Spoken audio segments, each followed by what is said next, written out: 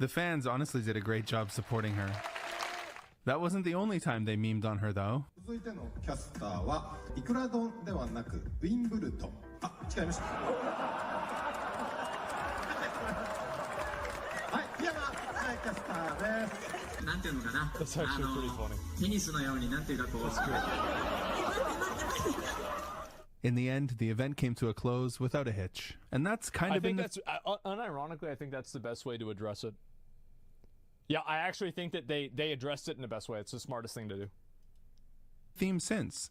Saya still works for Weather News. The negativity has mostly died off and things are back to normal. Thanks for watching. Say something nice to Saya on Twitter or in the Weather News chat if you feel like being nice to her after this video. Thanks to my patrons, including Jason the Artist, Ethan Campbell, and Manji-san13. See you next time. Man.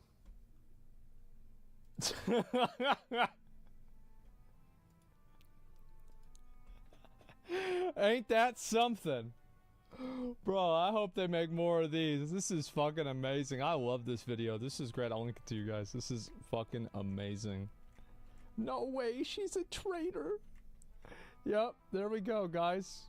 Males are something else, I swear. Well, I mean, like, if you're a dude and just a weird guy, it's just how it is. She's dating a pro tennis player. She'll be all right. Of course. They really do different shit in Japan. That's what I was trying to get through y'all's heads, is like, it actually isn't that different. It's really not. Like, people here do the same simp shit that they do over there. It's just that it's not as culturally accepted. So it happens mostly on the internet.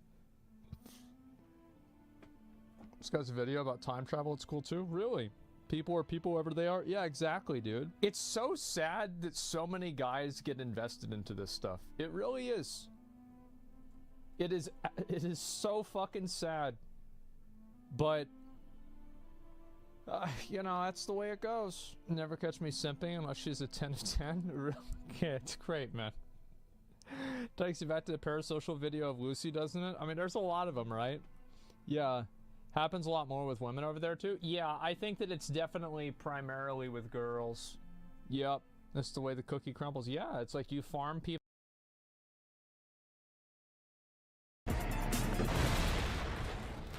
So as y'all can see, we're going to be jumping into Pierce County Jail this morning for a little personal tour. I don't even know where Pierce County is.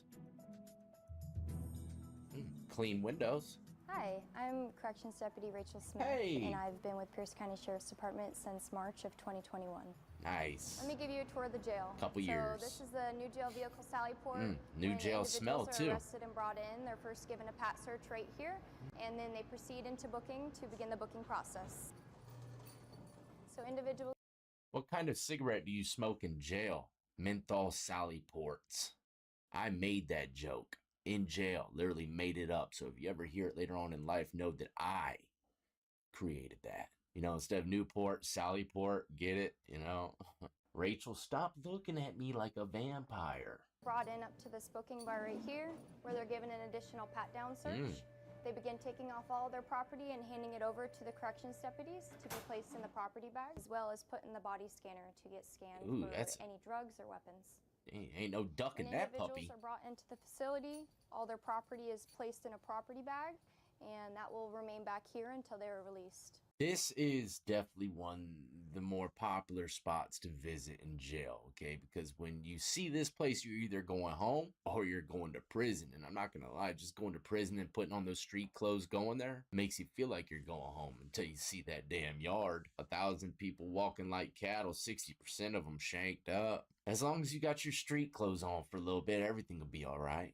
And that will remain back here until they are released. Once individuals have been cleared from the scanner, they're placed in a jail uniform. They take off all their personal clothes and put on the jail uniform. Right here in this dress-out room here, some individuals do require a strip search based on their charges. Once individuals have been booked into the system, they're brought over here so that they can get their photos done as well as their fingerprints. High tech. Once their fingerprints and photos are taken, they're brought over here to speak with the nurse, and they provide all medical information required so that they can be medically treated while in the facility. After that, they're placed in a holding cell to be brought over to intake. Look at the pleasant pink phone. I wouldn't dare use that Trying to get me tricked up in the cell block real quick. Hey, fool, we seen you use the pink jank. Time to get violated. Turn around. Always the blue, never the pink or the silver. The silver one is a snitch phone. Pink phone's a come get me phone. You don't want that one. You don't want it.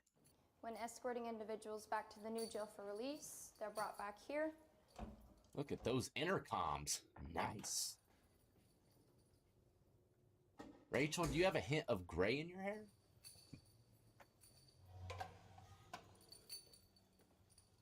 Canteen Individuals have been bag. transported from the main jail, and then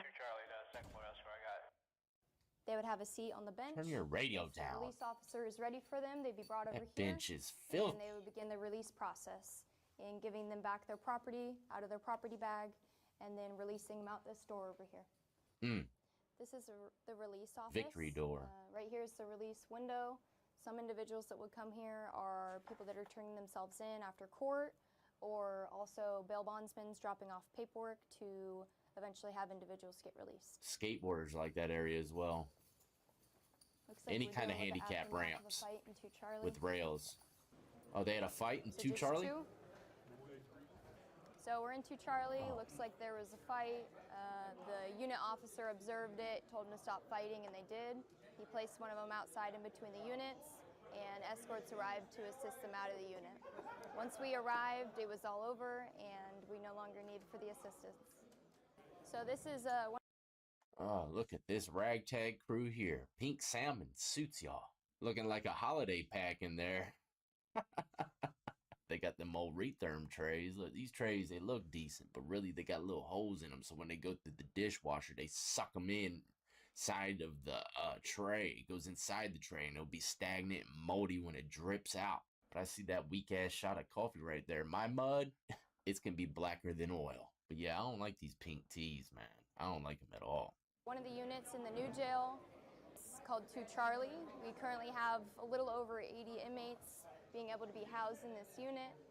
These are lower level offenders with good behavior, so that's why they're housed in this open dorm setting with the desk in the unit as well. Oh. We're on the upper tier of 2 Charlie.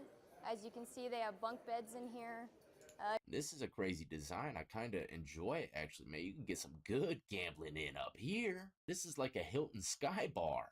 You don't want to go, but I'm just saying you got to look at the glass half full at all times. But this is what many people in jail consider to be a safer block because it's filled with low-level inmates. Okay, there's probably nobody in here with violent crimes, which is a good thing. But at the same time, stuff still starts jumping off. Like she said when she came in, 2 people were fighting and they got escorted out. So jail is jail. It doesn't matter where you're at. Even though you think it might be safer because the people that's in there, anything can happen. You always got to be on guard. Again, it's open dorms, so they don't have their own cells. They're all housed up here together with a shared bathroom and shower. So this right here is the laundry room. This is where they wash all of the inmate uniforms. Nice little The inmates are provided laundromat with clothes system. twice a week in their units. And we have inmate workers that are responsible for assisting with cleaning all of the laundry. This right here is the kitchen. The trustees assist with cooking, cleaning, and prepping food for the remainder of the jail. All the trays are then supplied to the main jail and the new jail in the unit. Smoke ciggies in a cooler like that in jail. This is where you are responsible for operating the movement of gates throughout the facility.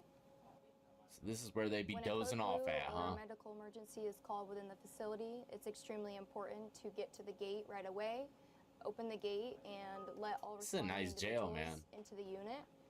You're then responsible for calling the code over the radio to ensure that all of your coworkers hear the code and are able to respond in a timely manner. If there is a medical emergency, in addition to calling the code and opening the gates, you will need to call for 911 for medical aid so that they can I arrive don't call 911. I'm and solid. assist the individual with their needs. So we left the new jail and now we're headed to the main jail. This is where more serious offenders are housed with more severe behavior problems. Let's do it. As well as we do have general population units, but they still have more serious charges than individuals that are housed in the new jail. Let's go to GP. We're now entering 3 South. This is our maximum security unit. This is where we house all of our most serious offenders with behavioral issues and very serious charges. A lot of these individuals very have bad guys in staff, here. And so they're now placed in here on security alerts. requiring 2 COs to get them out of their units. Quiet as hell back here. We currently have 2 tiers of this unit with 5 cells on each tier, and they are double-doored units. So you have to enter the outer door and enter the inner door to get the inmate out of the unit.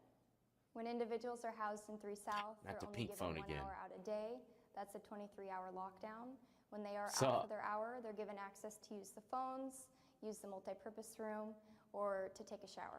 The officer that is in here is responsible for opening the doors to the units and the doors inside the units to allow the officer in the unit to gain access to the inmates. So this is our medical facility. The difference between this jail and some smaller jails is that we have medical staff to treat inmates for more minor issues instead of sending them out to the hospital for every issue. The individuals that work here as medical staff are able to assist inmates in I think it looks like a real hospital and other basic needs, and they also provide their medication. Anytime I go into the doctor's office and lock up, anything scattered about on the desk like this that you're seeing here is liable to be stolen. Anything loose running around on that counter is going in my jumper. I'll flip that shit in the block somehow or make some kind of MacGyver stuff. All right, leaving Pierce County and jump into Wood County. Welcome to the Wood County Jail. The first place that we start is everybody comes to the jail. They come through this if they're on the visitor side or if they're coming down from court. Other people Visitation. will meet with their family members who may be inside the facility at the time. And this location here is where they Let's see how their VIs are. When they added this section on in the late 80s, this would have been fairly good. These are the best type of visitations you could possibly ask for. Besides, of course, contact visits, but man, oh man, sweet dreams and memories from this glass. I used to get old Brittany to come out, you know, early in the morning when no one else was there. You know, most people like visits a little later in the day. She was like one of the first ones because I wanted myself a little bit of privacy with her in that glass. Y'all don't even want to know, man. But let's put it like this. One time, they were watching me like a hawk on them cameras. Even though I knew that, you know, they were watching me or possibly watching me, I was still in an angle to where if they were to watch me, they wouldn't know exactly what I'm doing, but they could probably guess it. And I always said to myself, if they don't know exactly what I'm doing, then I can't go down for it. Well, that was a bunch of bullshit. I lied straight to myself. They came and handcuffed me right in front of Brittany, took her out, and I couldn't see her for a year because they assumed, you know, that I was doing some kind of peep show activities. And even if I was doing that, man, there wouldn't be no one else around. I wouldn't risk letting some random families see Old Death swinging around, you know? But yeah, these are the second best type of VIs you could possibly ask for. Matter of fact, about a year later, they brought the TV visitation, got rid of these type altogether. Through the glass, and they would communicate by phone. So there's no actual physical contact, but yet they do get to talk and see their loved one as they're here. You'll notice on the upper side of the ceiling, we have some purple wires up there now. We are now going to be installing 2 video booths so that individuals can come here and see their loved ones by video, and the videos will be then linked to their cells, so there'll be less movement of inmates throughout the facility. Well, there you go. They're about to do it to this one too, man. This is like a relic that we're seeing. Probably already got switched over. This is in 2021. Yeah, they don't have no more VIs like this in Wood County. But they're bringing the TV visitations, and they are the worst, man, because they record and can see every nook and cranny. Ain't no ducking that damn camera, man. Video visitation's almost not even worth the visit. Basically giving them a better opportunity to be able to communicate with their family and still be able to limit the amount of traffic that we... Oh, is it better? Is it better for them? Inside the facility, door number 2 will close, then this top door number 1. At least be real with it. Have to be closed in order to come in order for the next one to open. Now you are entering the Wood County. God, I feel like Better he's walking for me them. back to the cell This block. would be where everybody comes into and where they process Damn, is everybody. homeboy snitching? And this would be where we'd also... Bro, talking to the detectives back here. I'm just playing. I'm not gonna stamp that on nobody. But I don't know what the hell he's doing. This is like a private office with a private little jack. And where they process everybody. And this would be where we'd also release everybody. Oh, this is just booking. My fault, bro. It's just booking. The doors behind you would be the doors that are on the opposite side of the video visitation.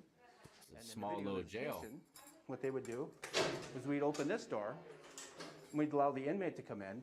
They would dial their number, enter their PIN code, and then they're voice activated to operate. And then they also have voice recognition and ID, so they know who's talking to who on the other side. And these would all be recorded, except for right now, they're not recorded. Voice recognition, huh? Because we use attorneys to be able to meet with their clients due to COVID, so they can communicate back and forth on a non-recorded line. As we go through here, our electronic monitoring office is located right inside of our facility. So individuals who would have EMP privileges would have Huber privileges. And then if they have a job or they have a need to go back into our community, we do the ankle monitors and such here, turn the GPS on, get them all set up, and then escort them out. Bracelet factory right there. Will be here. This is where we have a sergeant per shift. Each one would be here or on the floor. They actually are working. The sergeant's office, man, you can tell they don't pay too good. 2021, he's got the old dusty 82 C3PO CD cassette player. Rough times for this Sarge. Now you see why they be bringing in packs, man, you know? Risking their life all day just to get stuff back here with the plastic Walmart tubs. Sad, sad life, man. I'd be popping that sprinkler up there if I was a sergeant. Wandering around the floor with us. The booking area is where everybody comes in and everybody goes out.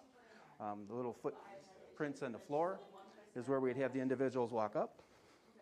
They place their feet in the air, they put their hands on the countertop, and that's where we'd take the property out of their pockets and put, well, make sure they don't have anything on them, for lack of a better term. We would then also log all their property, which is underneath the camera. So everything we take from you is recorded, and it's audio recorded out here as well, so we know what we told you. We had an inmate who spent a lot of time with us, who was a master tile worker, and he offered to do this for Wood County back in the late 80s, early 90s. That old state-struck bootlicking inmate, man, right? I ain't gonna be building nothing for nobody that held me captive. You know, they allowed him to do it. It was quite interesting how that all turned out. But as everybody comes into our facility, as I said, they walk into the footprint. That's crazy. They come through these doors here out of our sally port, which we'll get Smoking into that them in a few sallies. minutes. But they all come to this area.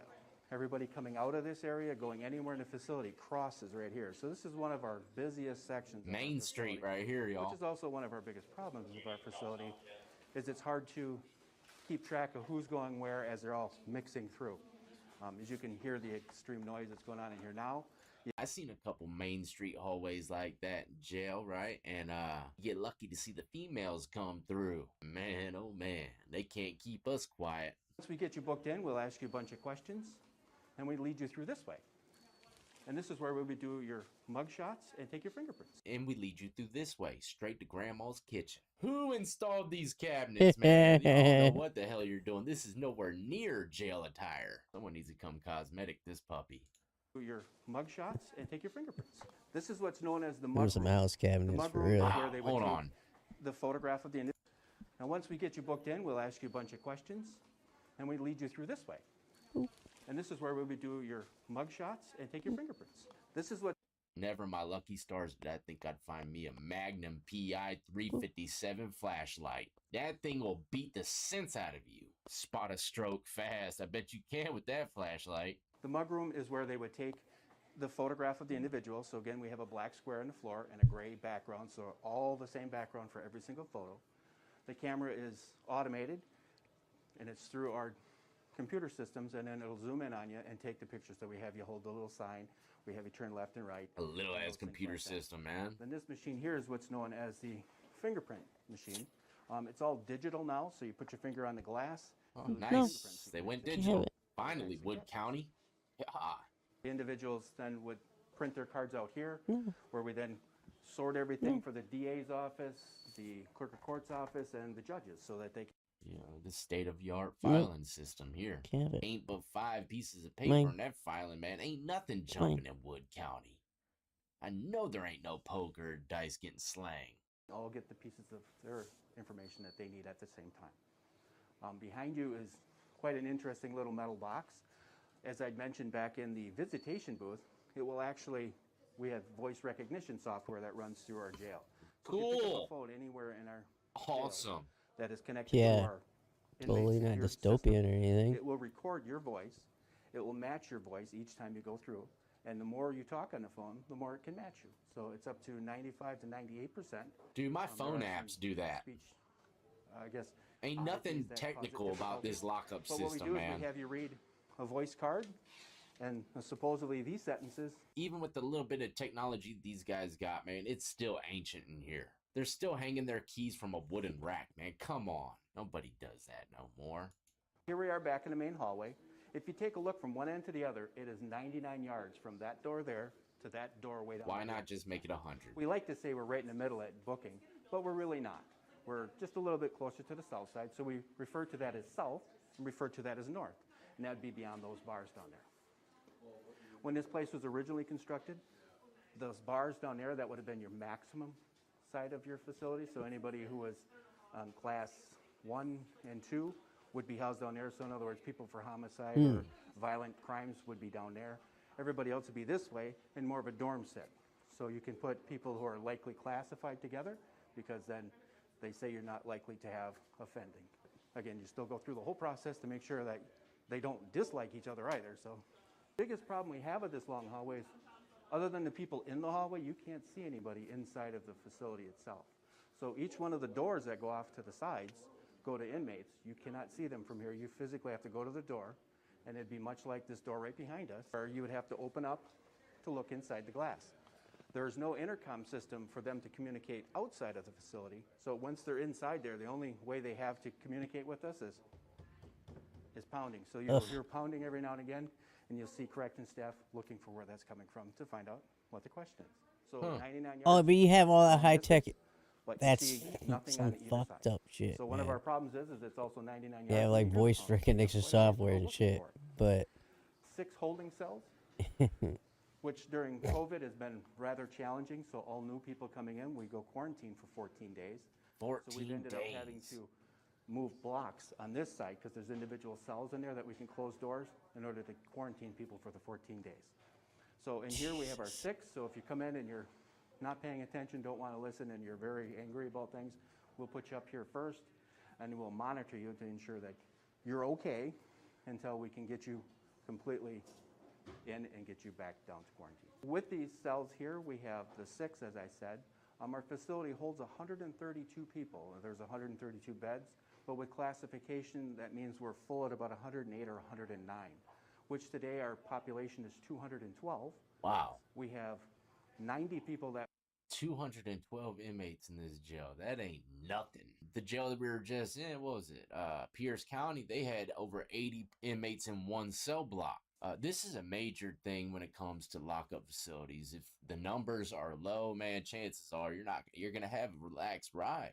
Just depends, man. You could have a low number of inmates as wild as well, but usually the more people, the more personalities, the more fighting, more violence and stuff like that. We contract to keep out at Wapaka, where we have 75, and down in Adams County, where we have 15.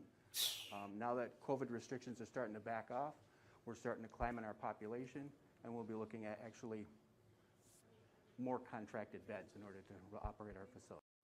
With the new facility, what it would do is it still allows us to have the capacity to move our people around and start moving them. Yeah, Once rebuttal. we're full here, then I have to bring in more transport people to put those people in those vehicles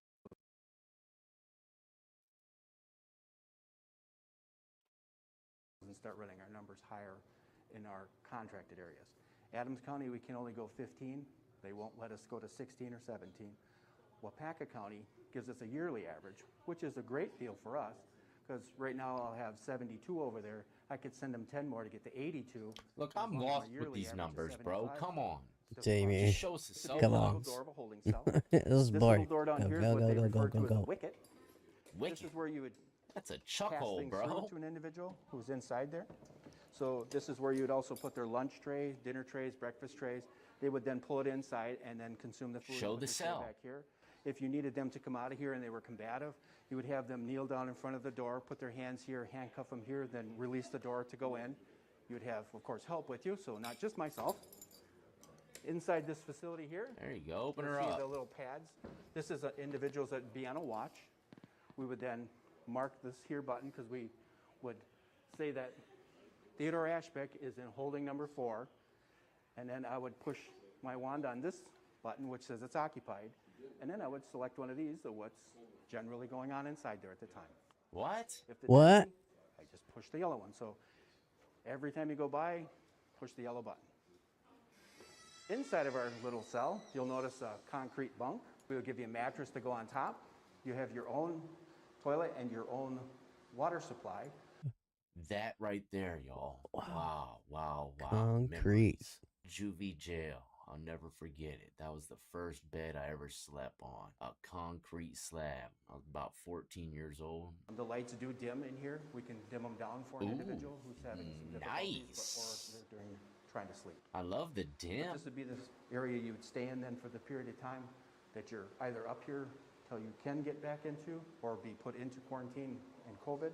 Prior to COVID, this would have been where you'd stay if there was no room to put you at the moment. If you're also bad and you've violated the rules in here, this is where you go as well for your disciplinary act. So we put you here to keep you away from other people. Oh, it's this little seg hole unit. And I'll close the wicket. And I'll leave the door open because it's empty. Nobody gets in trouble in this place. Now we'll head down to the north. People are doing good time here. Two new items. The state of Wisconsin has upgraded their intoxilizer machine. So if we have a second test in the state of Wisconsin, what we'd utilize is this machine here. So we'd have a person who's coming in for their second blood test. I think this is the first time I've ever witnessed any kind of lockup anything from Wisconsin. So this is pretty cool, I guess. You know. Test or breathalyzer test, so you get the option to have an alternate. And they would have you come down here and do that. So they would have you blow through the tube when they put the tube on here. Jeez, I don't want to blow through anything that looks like that. Gives you a printout and a reading of where your BAC is, or blood alcohol concentration. The maximum security, so this gate. Man, they may make those breathalyzers ridiculous. Super max. I can't. I can't. I'm like 4'10". My lungs are small. I've tried. It shows you the courtyard outside. I've been breathalyzed. Cops like, well, just keep going. I'm like, brother, as small as it is we are literally I'm 4'10". My lungs are like this small. Wow. You know, I could break out of this thing blindfolded with my hands. No, I wasn't driving drunk. To my pinky toes. I just happened to get breathalyzed. Me on that damn black and white screen, man. I'm gonna blend into the concrete. This is nice sad. Outside. Of course, it's raining. You can't go outside. If it's snowing, you can't go outside. So he thinks this is all high tech. That section built in, but a roof on it, so it's like a big garage door on the end. So you cover your nose, man. What'd you do? I'm not gonna say it again. Fresh air on themselves, or if it's cold, you can close it and they can still go out there. I'm not gonna lie, the old thong shot looking masks, they annoyed the shit out of me. I'm not a doctor, but I do have OCD, so can he cover the nostrils? Look like he got a banana hammock across his lips. That's about all the jail tour I got in me for the day. Hopefully y'all enjoyed a little change of pace. You know I like these every once in a blue moon. Get a good laugh and learn a little bit about the jail in that area. Not gonna lie, both these places seem pretty decent and laid back, but still never lose focus. We never want to go there. We want to enjoy our freedom and watch lockup material on Lockdown 23-1. Right? So hit that like, subscribe, notification bell before you leave if you enjoyed. And of course, if you don't mind, share the video to everyone you know, even if they don't like lockup content. I'm sure they'll like me. Until the next time though, y'all be easy, be safe, and stay free. Yo guys, so before the video starts, I just wanted to tell you about the sponsor of today's video, my longtime friends over at Adam and Eve. It's like an hour of this back and forth awkward banter. Rip me. Popular in the modern era amongst comedians. And this clip, so, it all really started with code Jamari. So ablaze for around the last month or so. Set these internet streets ablaze for around the last month or so. It all really started when she interviewed no other than comedian Funny Marco, who is well known for his deadpan, awkward style of humor, which is very popular in the modern era amongst comedians. And this clip from that interview kind of shows off what I'm talking about. Rip me out the plastic, I've been acting brand new. Rip me out the plastic, I've been acting brand new. You know what that is? Is that Nicki Minaj? So as you guys can see, there's not really much to it. It's just like an hour of this back and forth awkward banter. But like I said, this type of thing is very popular. I don't find it to be very funny, but a couple of these clips went absolutely viral. And after this, we would soon see her get the attention of Tyga, Drake, Lil Yachty, Mark Cuban, and all of a sudden, in the course of like 30 days, she suddenly had one of the hottest podcasts on earth. Now obviously this led to a lot of people speculating that she could actually be the world's very first industry podcast plant. This is something that has been very common within the music industry, where an artist comes out and sees this astronomical rise, and suddenly they're getting features with some of the biggest artists on the planet, and basically just getting these opportunities and looks that people would not typically receive when they're first starting to get some buzz around their name. And this is where the term industry plant comes from, because people feel like there's somebody in the background pulling these different strings and controlling the career of this person to make them basically come out of nowhere and seem bigger than life. You see, this woman started out on the mommy TikTok side of things, making videos like... I got a couple of clips that I'm going to bring up in a moment, explaining certain run-ins I had with the police.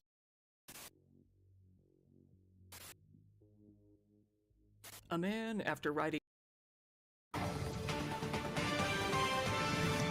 With the rise in crime, we've seen businesses take all sorts of measures trying to prevent crime. We've told you about stores putting up special glass, metal pylons to prevent smash and grab burglaries.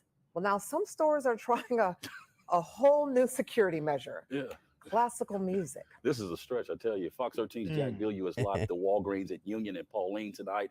Jack, I don't know that I can hear the music, but it's not supposed to be pleasant, we hear. No, it is not. Now, it's still playing right now, and it plays all day, and it's not for customers to enjoy. It's meant to prevent people from loitering. At first, I didn't know what they were doing, but, you know, now that I hear that, it's kind of annoying. Some customers don't welcome the music. It's played from a Skycop camera in the middle of the parking lot, and they say it's so loud you can barely hold a conversation or even hear yourself. Wow. It's kind of annoying. Tell me why it's annoying. Well, first of all, I don't like opera or whatever they playing. You know, I don't like that type of music. Oh, imagine that. This property is being monitored 24/7. The store's manager said, "Look what you require. Look what is required to just operate a business. Just to operate a business Just to around operate you. a And it's not all of business. y'all. So we know it's not Yeah. every single one of y'all. It's not even a half of I y'all. mean, a It's bunch not of even dumb 60% laws of y'all. decriminalizing enough of y'all. But it's stuff y'all. that shouldn't be The one who's doing decriminalized. it is y'all. So it's like y'all just to live around, just to operate a business around y'all drugstore. This is what's required, Yep. man. That's Man. Well, why would I shop there? Why in crazy. the fuck would I want to shop with this loud music in my fucking ear? Because you got fucking Get no other like. choice. Listen, I'm It's for Walgreens. It's medications, important right? shit you need.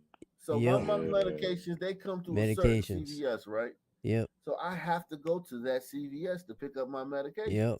Right. You know what I'm saying? Like that's The that's pharmacy. they ain't First of gonna all, send it to every CVS, and I could just go to whichever one I want. I gotta go to that CVS to get it. Well, you could pick, right? You could tell them which one you want to send them to. Right, but Yeah, but what if you it's can this pick the one one? that's close to you. Yeah, like depends. this one. What Yeah, if you live true, down the true. street? Yeah, Yeah. true. Or what if you fucking like goddamn you need a goddamn carton of milk, or you need a Something fucking fast, something quick. pair of scissors, or some fucking cotton balls, or some shit, Yeah. or Some deodorant. rubbers. Yeah, Yo, whatever. Toenail I would clippers. I would for sure hate these dudes though. I would for sure hate them every time I went. Yeah, man, you need, and then you think about this. Dudes are hanging out outside of a Walgreens. Oh my God. That's so good. I could see a liquor store or carry out. They hanging outside of Walgreens now. says they started playing the music 3 months ago because there were groups of 10 to 15 people loitering in the parking lot. She says the music is supposed to make it unpleasant to hang around, and it's worked. When we were there, we only It's saw working. one person hanging around. Some shoppers wonder if it's worth the sacrifice. You want them to stop? To be honest, yes. To be honest, yes.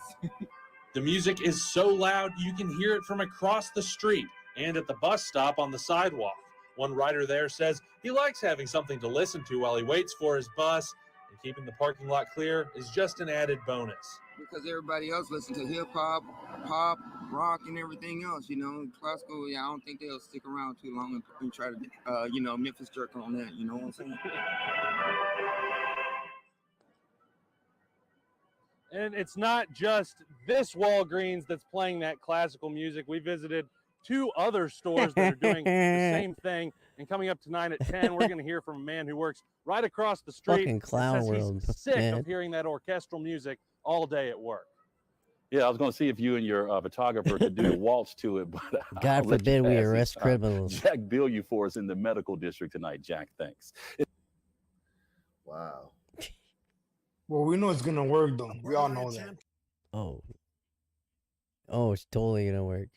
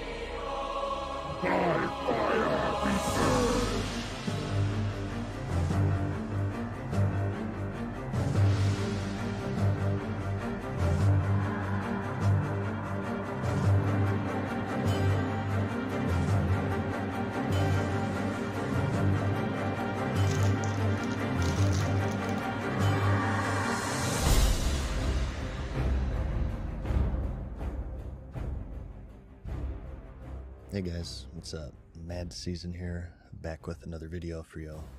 Another sort of channel related video. I know I've been doing a lot of these recently, but I've been meaning to address this for a while because it is something I get asked pretty much every day. So I kind of wanted to put a video out there for people to have an answer. So a little backstory before we begin, and this will actually be kind of a fun video for me because I get to do my favorite thing, which is talking about myself and sort of my footprint in the wonderful, vomitous world of social media. So those of you who are familiar with me, or those of you who have been given the wonderful gift of sight and have navigated to my video page, would know that I used to be a World of Warcraft channel, right? Well, wrong, actually. I used to be a Diablo channel. I started streaming on a little website known as twitch.tv in August of 2013 when the first expansion for The crossovers for Richmond, north of Richmond are dropping, and they are bangers. This for the women who birth our daughters and sons and they nurse our all of our family while we are traveling, trying to get paychecks and work hard. I don't know how much longer I can take this. Only looks like I got half of my paycheck. How can I explain this all to a baby? I know I'll read it, this statement you gave me. Near miss a lot, know you've been working daily around the clock. Gotta provide for the family you got, but you laid off, sincerely your boss, I'm sorry. Isn't that sounding outrageous? How about you go home and say that? Go to your daughter and tell her you broke, cause when your boss will give you some change, you would take it. I am not one to just take it. I am not one to be lazy. Earn what I get, I put days in. I am just one my payment. Damn. That was fucking good right there. Holy shit. Hello everybody and welcome back to the Fortress of Solitude. Today we got something a little bit different than my usual comic reviews. We're going to be checking out the Image comic Big Game Issue 1 by Mark Millar and Pepe Larraz. This is Mark Millar's big Millarverse, Millar World crossover event that brings all of his creations together under one universe and pits them against each other. The premise is pretty bonkers, but it gets even more so as Millar explains that the killer, the father of Wesley Gibson from Wanted, killed all of the world's superheroes back in the 1980s and made sure the entire world forgot they existed, relegating their stories into things like comic books, comic book movies, and toys. That alone is such a cool premise and such a big swing in terms of storytelling, yet over the course of the first issue, Millar just pulls it off completely. After the main premise is revealed, the rest of the issue is about newcomers to the Millar world like Edison Crane from the Prodigy book, piecing together that something has gone wrong with their world, and he begins investigating things no one seems to remember with a new mysterious character called Bonnie. Millar balances quite a fair bit in this premiere issue. There's quite a bit to cover, but I never felt overwhelmed or behind on what's going on. I've read some of the Millar World stuff, but not all of it since there's quite a fair bit of it, but I never felt like I was being handicapped because of that or being left out of the fun through the issue. Outside of Edison's investigation, we also catch up with a few other characters from Mark Millar's worlds, like Duke McQueen from Starlight, who has a nice little scene with his granddaughter delivering a pretty topical message about the truth always coming out, no matter how deep it's been buried by people. Dark, gritty backgrounds, shadows.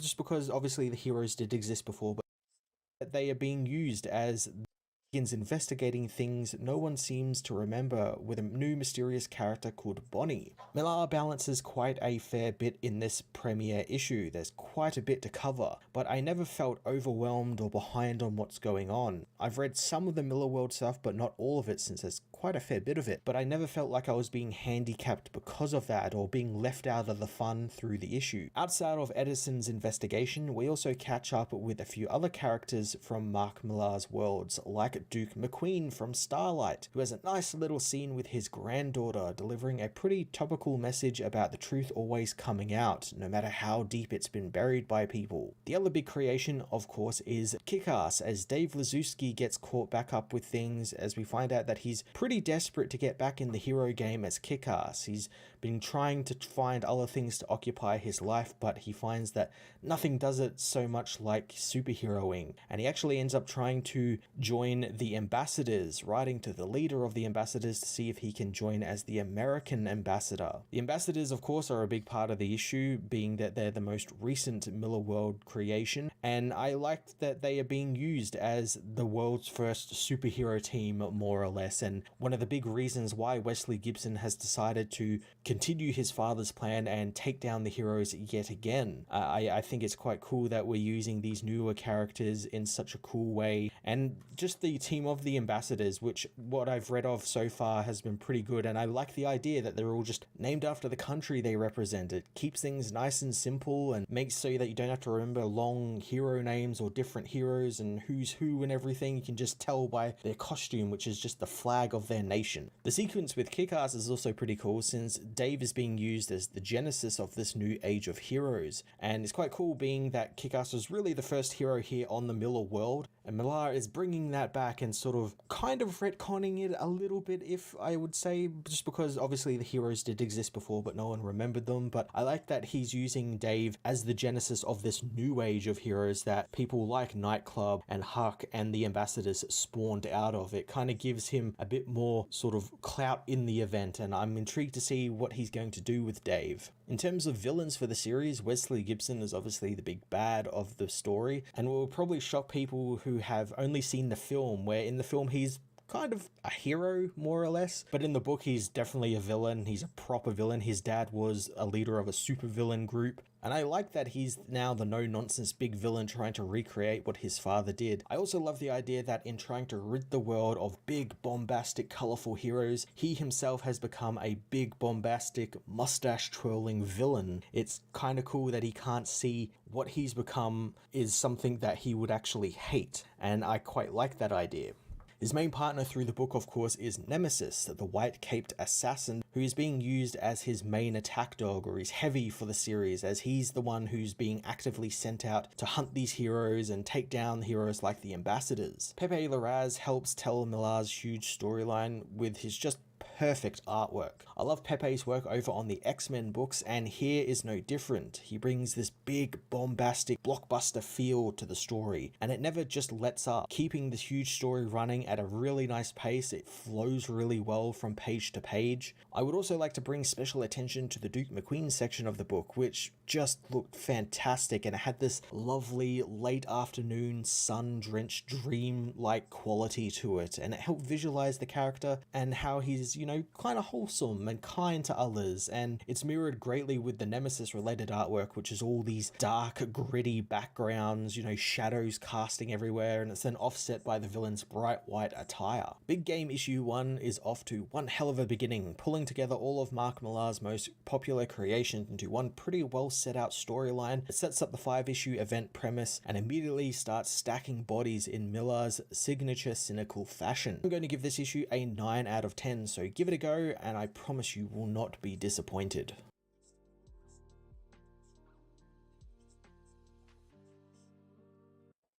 You know, every single day, I am inundated by stories from local news agencies across the country. Sometimes you send me them, sometimes my brother delivers them to me, sometimes even my lady, my fiance, will forward me over some of these insane and wacky stories. But today's story really gets under my skin. Today's story really pisses me off because it really makes me think about how the left-wing media, the online left in particular, have dedicated themselves to portraying thieves as kind-hearted Aladdins, falling on desperate times, and they're just stealing from corporations. And by the way, I don't know if you guys are aware of this, I don't know if you guys are familiar with this, but corporations have insurance. And I don't know if you know about insurance, but insurance is basically magic money that nobody has to pay, that descends from the sky to solve each and every person's problems, and there's no consequences like higher premiums, there's no such thing as a denied claim, and honestly, once the insurance brokers come to town, everybody cheers, because insurance not only restores you to exactly where you were before each and every time without fail, but in fact, you're better off with insurance. So honestly, the thieves must be helping us. Now, obviously, this is ridiculous. Obviously, this is absurd. Obviously, these thieves are the dregs of our society, and not only do they destroy entire communities, but they don't care about who they harm with their thefts. Today, we're going to talk about a story out of Los Angeles, or it comes from KTLA, so maybe it's not particularly from Los Angeles. I think it's from Beverly Hills. Distinction without a difference to many of you, where 2 women broke into a place that sells wigs and or weaves, depending on your cultural connotation. However, these are unique in that these come from donated hair, and they're intended for people who lost their hair due to cancer. And they stole all of these anyway. $200,000 worth of wigs being made for cancer patients being ripped off by 2 to 3 women. Now we're gonna get into this. I'm gonna talk about this. I'm gonna show you the video. I'm gonna show you who these criminals actually are. But before we get into that, I just want to say thank you to everybody who signed up. actualjusticewarrior.com/join. Give me the money. Give me the money.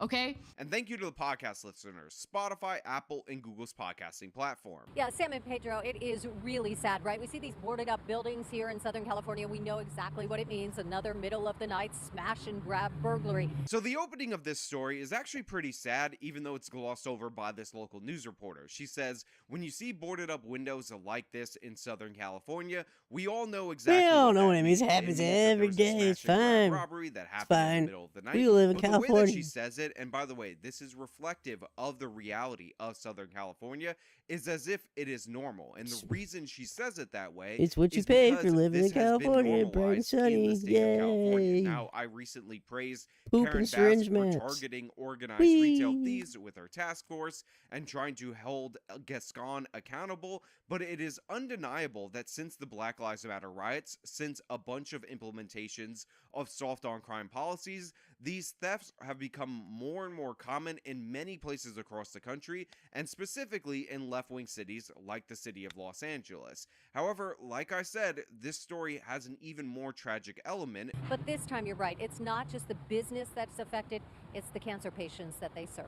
Because they're robbing indirectly, they're technically taking from the store, but the customer base of that store is cancer patients. They're taking wigs from cancer patients. Everything was shattered. With an alarm blaring and police on the way. The glass was everywhere. They used like 2 long metals to break in. Burglars ransacked a Beverly Hills wig shop. So as you can see, these two individuals, I'm pretty sure they are women, chuck a big metal pole through the window. They smash it up, again destroying the display in Beverly Hills, a place that makes wigs. I'll say it a million times in this video, for cancer patients, and they ransack the place. They grab everything. Now, I know we've seen civil rights protesters, very peaceful civil rights protesters, talk about how we need our weaves. Burning down ain't gonna help nothing.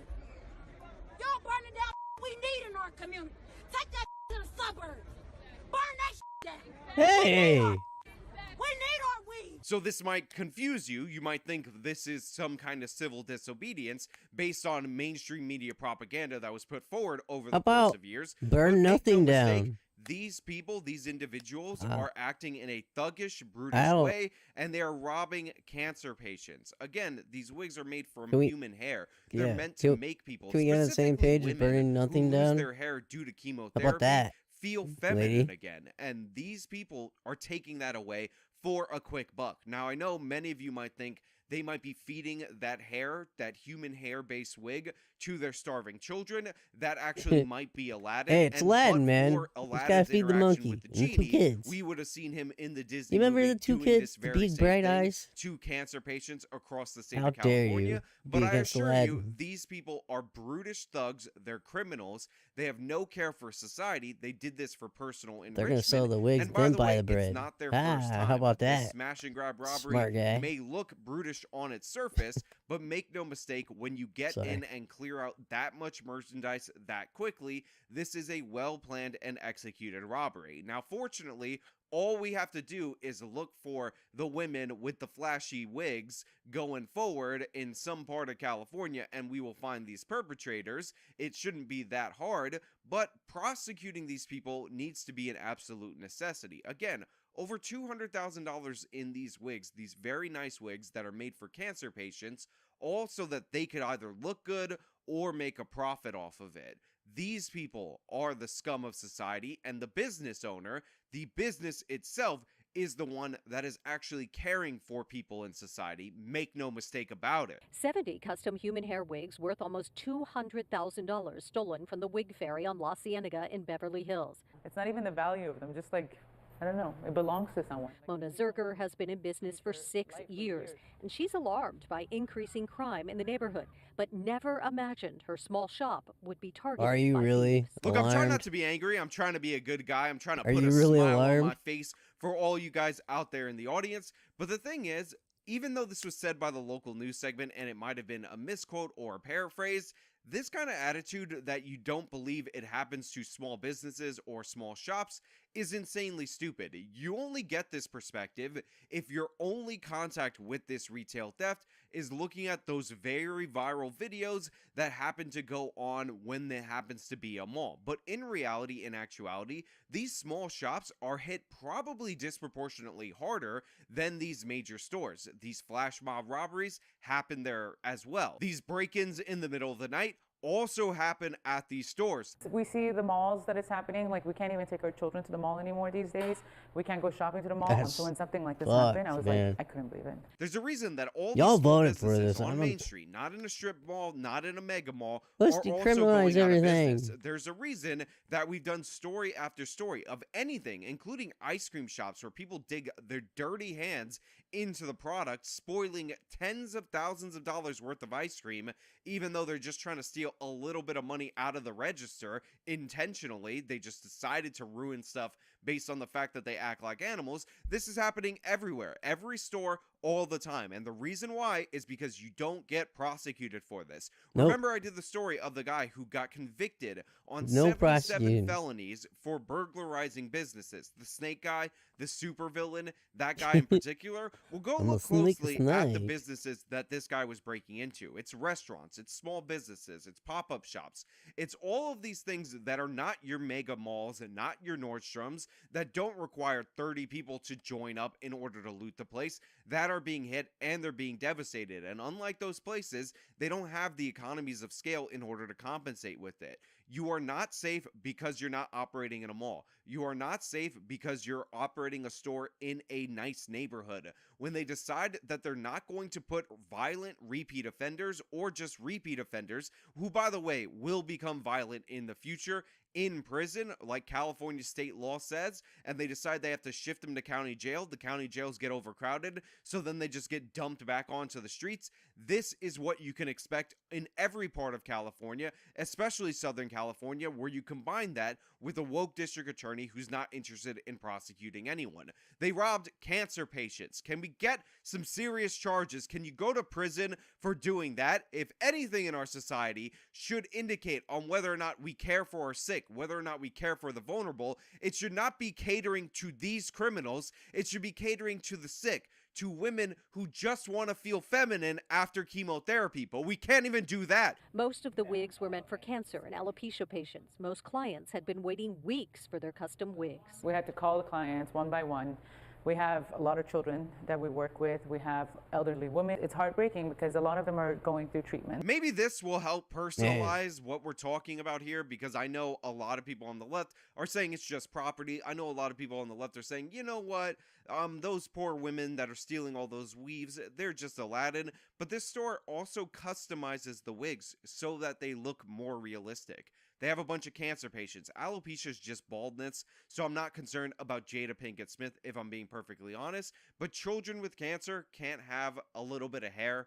People donated this hair to this place in order for them to get the custom wigs, and you can't allow that to happen. You have to smash it up, and I'm supposed to feel bad for the criminals because you know what? This place is in Beverly Hills, and those cancer kids were a little too privileged in who their parents were because they're shopping at this place. I mean, they should just suck it up because even though they have cancer, they probably have white privilege. Shut up. Shut your face. These people are monsters. These people are dregs on our society. These people obliterated and robbed custom wigs that were already in the process of being tailored for cancer patients, and we should treat them with all of the disgust, disregard, and shaming that they deserve. I'm planning to have it ready by today. So today, stylists are working overtime to cut, shape, and color, crafting wigs to help customers regain their self-confidence. Look, I like that the people at the store are trying to work double time in order to get these out there on time. It is really tragic to call somebody, again, so who's sad, concerned about man. whether or not they're going to die from cancer, going through chemotherapy, feeling incredibly These are weak, people and we all let the be in things that go charge. along with that, and tell them that the thing that's going to make them look normal, that might make them feel better on a psychological level, was ripped off by thugs, criminals who just decided that their own personal entitlement took precedence over what was being worked on and crafted for those patients. But yeah, it's nice that they're doing it and trying to make it right for those people. They're trying to help them. They're trying to make sure they get their product on time.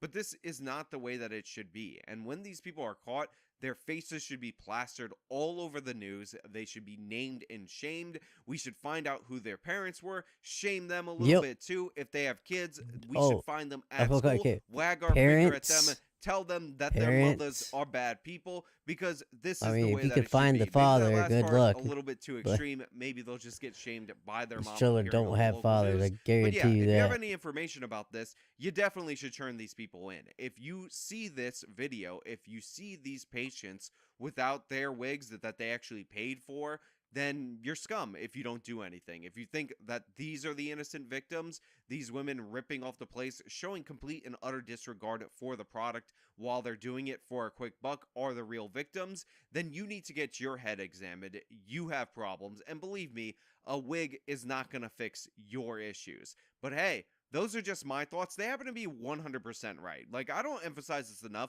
but I'm right about everything. If you disagree with me, let me know your wrong opinion down in the comments below. If you like this video, show them by leaving a like, subscribe for more content, follow me on all my social media, support me via the support links in the description of this video. This has been me talking about an absolutely devastating crime. Till next time. The world we live in today is f***ing crazy, and Biden needs to sit his old ass down and eat some Jell-O somewhere. And Kamala Harris, Kamala, whatever her name is, she can sit her ass down Kamala too. Harris. It's fine. Because I think Trump, Fine. I send him some commissary. I'll send him some commissary. It's all good. What's up, guys? It's Benny. You never know who you're going to meet on the street. We were recording in Nashville, asking a question that didn't have anything to do with Donald Trump. And one man just wanted to come and tell us what he thinks about our president. And it blew our minds. Have a listen. Biden, that motherfucker losing his senses. If they have to pay out $159 billion lead. And Kamala Harris. Wakanda forever. Paid for by Kamala Harris. She just a token, and I hate to say it, she just a token black woman. I don't give a damn. Like, I'm gonna say this. She's just a token black woman.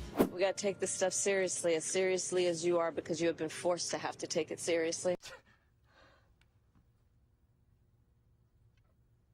Biden tagged on to that and said, you know what? I'm gonna win the black votes by having her. I know what she did. She felt like, okay, we're gonna say Biden is incompetent, and then I'm gonna be president. Yep. Or wait for him to die in office. You see the man walk up the plane, starts tripping and falling. Like, come on, man, that man too damn old. He's citizen.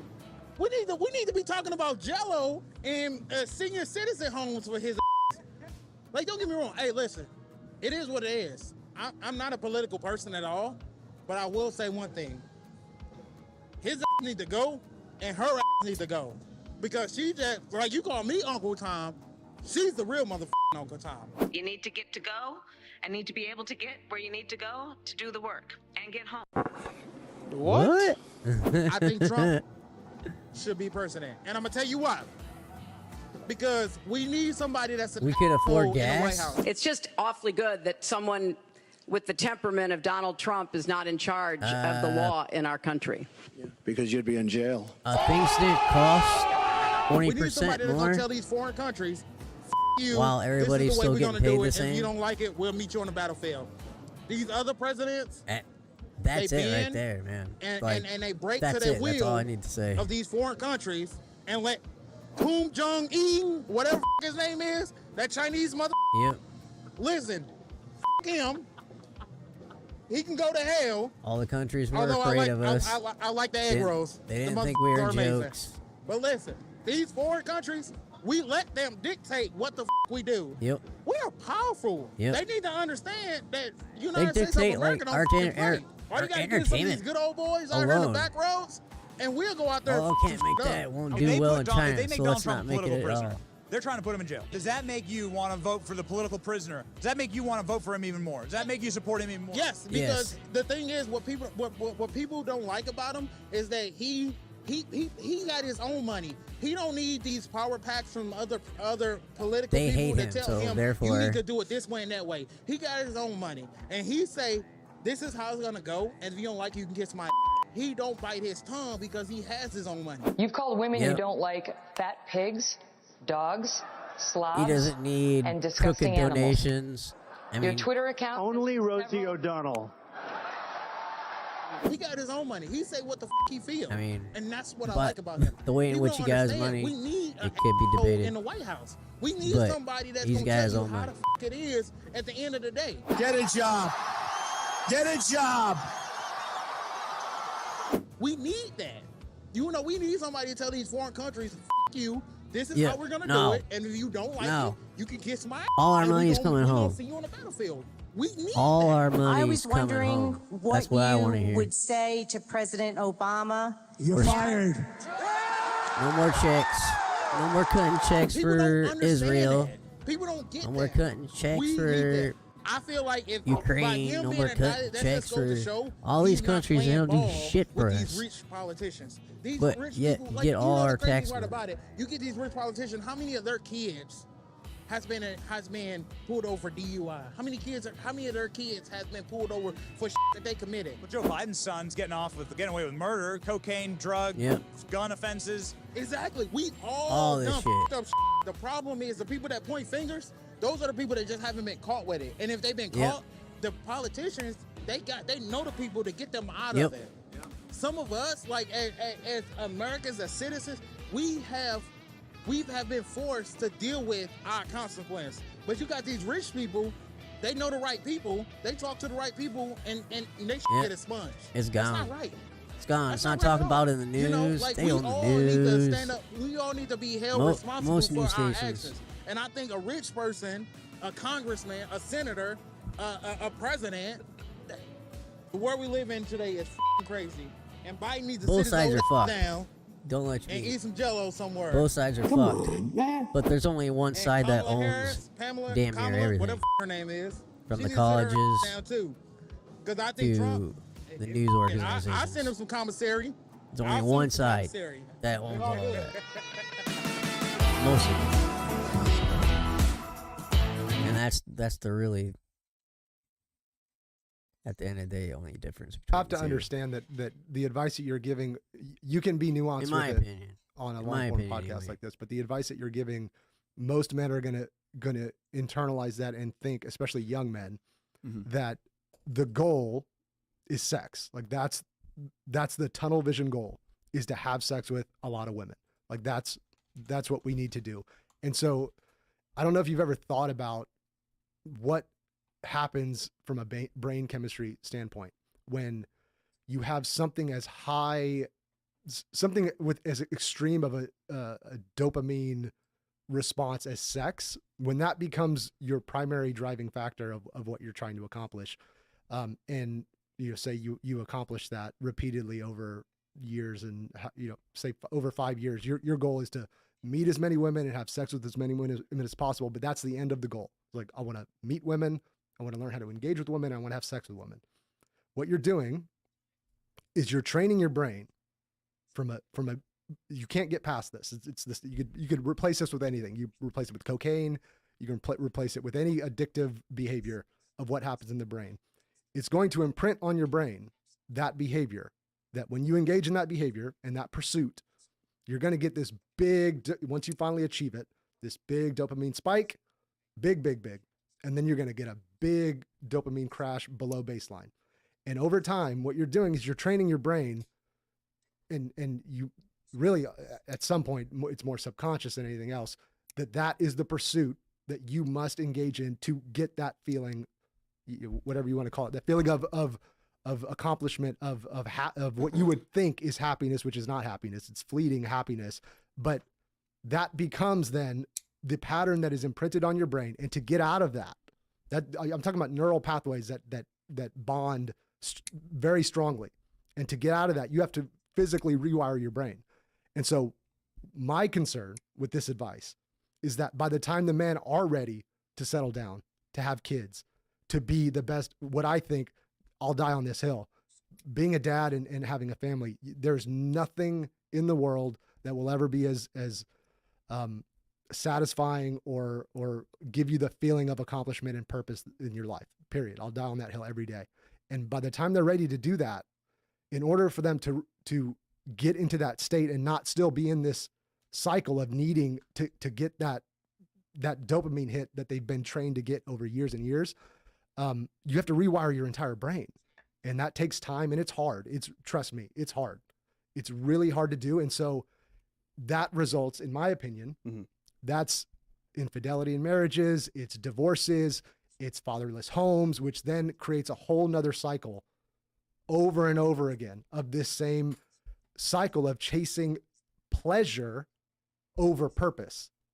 If you're chasing purpose and along the way you're having sex and meeting women and becoming good with women, but your purpose is focused, and it almost feels like you're almost there, but there's just some parts of it that I don't fully agree with, but that's the secret. Like, So it has to be driven in purpose. Yeah, I want to bring something up, but You make a very Make that good point point, first. and I understand that.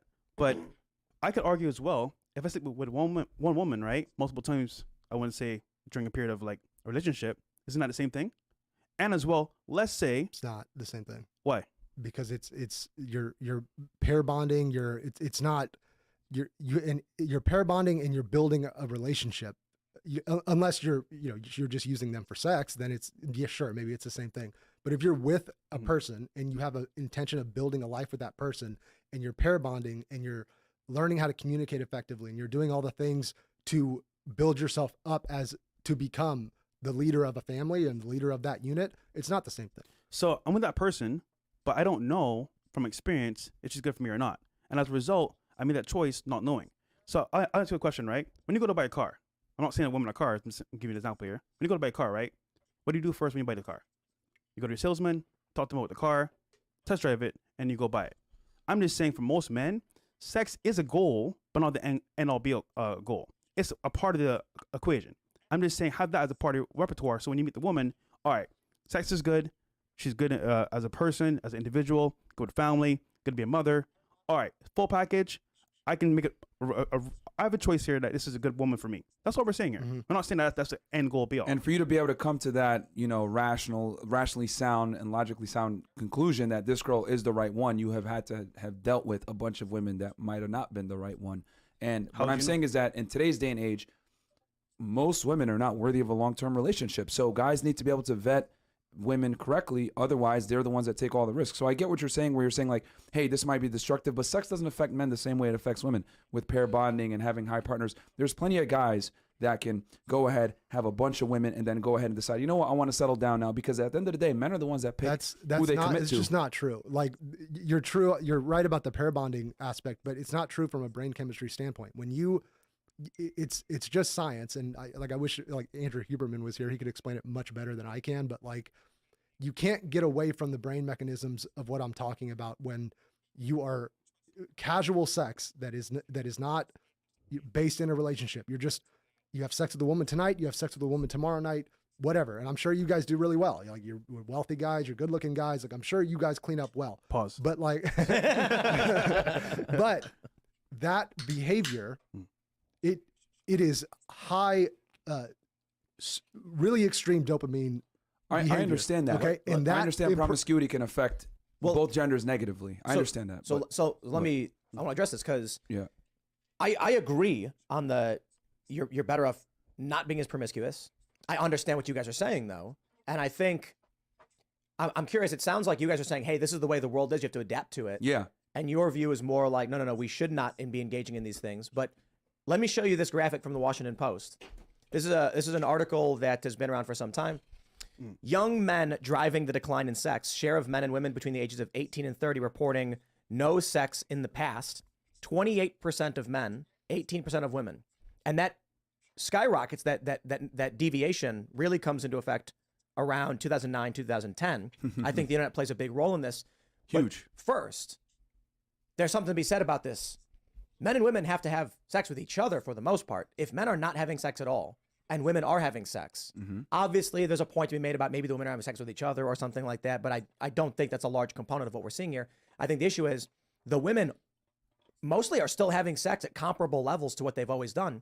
Men not having sex is skyrocketing. That says that these women, they're having sex with a particular group of men and boom. So here's what I think. I think a portion of men are being slowly removed from the dating pool. Yep. Women are maintaining the amount of sex they've always had. Yep. That's an interesting social dynamic. Absolutely. That's huge. And that plays a huge role. I'm really glad you brought this up, because that plays a huge role as to what women think they deserve. So unfortunately, a woman that's average looking to maybe a little above average looking has the same sexual marketplace value and pull as a guy that's damn near a celebrity. Why? Because of the advent of the internet, Instagram, etc. An average girl can hang out with extraordinary men. That plays a huge role in their psyche of what they think they deserve and the type of man that they think they're capable of attracting. But what they make the mistake of doing is they think just because I can attract this guy doesn't necessarily mean they can retain that guy. But that plays a huge role because girls think they deserve best. If you ask an average woman, what do you want? She's going to describe to you an exceptional man. And that's been heightened even more so Thanks to feminism, women earn their own money, they have their own status, they have their own cars, they have their own ability to provision for themselves. So since they're able to get all these things themselves, they no longer need a dutiful, responsible, leadership-driven man, because they're like, yo, I just want the hot guy now. I can provision for myself. Let me ask you this, right? If you had a hot girl that was with you at all times, that would give you fellatio, she was hot, she would give you sex whenever you want, etc., would you seriously go out there on dates with women that you didn't like that or tolerate the BS? No, you wouldn't. You'd be like, get out of here. I don't want to deal with you. But that's how women are with their jobs and their money. Women effectively have their own provisioning, so they don't need to deal with a majority of men. So therefore, they only want to deal with the top 10 men, the top 10, top 20% of men. This is why so many guys are out of the sexual marketplace. It's the same situation if you had a bad chick with you at all times. You would not tolerate female BS. You wouldn't. That's how women feel about their jobs. So, and to add to this point as well, with the advent of social media, if you look at Instagram per se, I would say that's the biggest dating app in the world, because in the back pocket of Instagram, DMs, women have access to, I want to say, a plethora of guys at their fingertips. So it's like, okay, if he's not give me what I want, if he's not a high value leader, why do I want this guy? And most guys are not that. And a lot of guys that might share your values, which I agree with 1,000%, will get overlooked because, oh, you're not attractive enough for me. Oh, you don't have enough clout for me, blah, blah, blah. And a lot of guys that are traditionally masculine, attractive guys, right, that might have been attractive 50, 60 years ago, they're overlooked because women want the bigger, better deal. And they're like, I don't care that you have these traits because I can do it myself. So since they're doing that, it's what it's done is it's deregulated the sexual marketplace. It's deregulated the dating marketplace. Trust me, I wish we could go back to traditional families like the 1950s. I talk about this extensively, how the sexual marketplace has been ruined and we need to go back to how it was, but it never will. No. And so what we tell guys is, look, you got to adapt to the new normal. Pandora's box. With that said, opens. I get what you're saying. Promiscuity affects both genders negatively. Yes, it does. Men to not to the same extent as women. However, guys need to go out there and get that experience and deal with these new women that are more promiscuous than ever before, because the women are absolutely hooking up with guys. It is so bad that we have guys leaving America called passport bros to go abroad to find girls. If it wasn't that bad, they'd be here getting sex. But it's really that bad. And I'll say one more thing. I get it. I'm not saying our solution is the best. There's negatives and pluses with everything. Yeah. There's always a give and take, right? But what I want is I prefer guys to get their money on point, have sexual experience with women, become that guy, adhere to these traits, and then choose down the road, you know what, I'm ready for a family now. I'm in a position where I can do it. I have enough money. I have enough status. I understand female nature. I'm in a position where my woman will respect me and follow my leadership, and then they can make that decision versus feeling pressured to do it in a new normal that isn't set up for them to win. So yes, there's negatives on both sides, but I'd rather the guy make that decision himself versus getting into a marriage and potentially losing everything. But then wouldn't the solution be to be a passport bro? Well, a lot of guys are taking that route. Let me clarify though. I don't actually know what the full term means. I've only just heard it for the first time. Yeah. But my assumption is there are guys who want a traditional, normal relationship, and they have to leave the country to find it. Is that what it means? So that's a component. A lot of guys are struggling, as you can see from this graph here as well, and it's not by choice. They have to, because most girls don't want that type of guy. So they say, you know what? I have a solution to the problem. I'm gonna leave America, where women are more stuck up, more like demanding. Go to Colombia, Philippines, anywhere else in the world that's more traditional. And okay, cool. Now I'm an American. My values perceived a bit higher than most people here. So I'm the chosen one now. So now the options have changed because as an American, you become the hierarchy there. So for the most part, guys want access to women, but if they can't get it here, they'll go abroad. So then I wouldn't say passport bro is a solution. My initial assumption is you can go to a country like Colombia where there's traditional values, but it sounds like what you're saying is it actually increases the perceived value as an American. So guys are going to go be promiscuous. But there's a multitude of reasons why guys go, right? Yeah. Some guys go there to just hook up. Some guys go there to find a girlfriend. Some guys go there because the cost of living is lower. There's a multitude of different reasons. But the bottom line, it seems like the common denominator here is that women in the West in general typically are less marriageable than they were 50, 60 years ago. And we're not saying they're not good women here, because they are good women in America, 100%. Sure. We're just saying, how do you know who's good for you, who's not? Well, you must have experience. I think you've got the process a little backwards. Is how I feel about it. I think you need to decide the kind of man you want to be. You need to map out your life and the type of man that you want to be and the type of woman that you want. Like, you need to know that for you, and you need to take steps to become that. And as you become that, you naturally will attract the type of woman that you're trying to attract. No. I don't think no. That's where you're gain wrong. much by with casual sex. Now, again, it's not about like, I'm not saying sex is bad. Sex is awesome. And if you want to have sex as you're dating, as you filter out mates and who maybe you want to build a family with, that's great. But the first step shouldn't be like, you got to date all these women, have sex with all these women to figure out what type of woman you want. The first step is, what kind of man do I want to be? Here's some steps I need to take to become that. I agree. And what does the woman that I'm going to marry, who's going to raise my children, look like? And then agree with, she's going to appear out of nowhere because you're doing all these good things to improve yourself. It doesn't. Several years ago, prank videos were huge on YouTube. Basically, a prank YouTube channel would go out in public and they would do something to some unsuspecting person and they would film it, and that video would get tons of views on YouTube. Well, during this prank heyday, there was one YouTube channel that pulled off a prank that really stood out amongst the thousands and thousands of others that were getting pumped out during this time. And the reason this particular prank stood out was because, one, it was masterfully planned, two, it was brilliantly executed, and three, most memorably, it had massive intended and unintended consequences. We're talking international scandal level consequences. And amazingly, this story has yet to be converted into a major motion picture, and so I would imagine that most of you have actually never heard of it. But before we get into that story, if you're a fan of the strange, dark, and mysterious delivered in story format, then you've come to the right place, because that's all we do, and we upload once a week. So if that's of interest to you, please go in to the like button cell phone and change their emergency contact to Papa John's.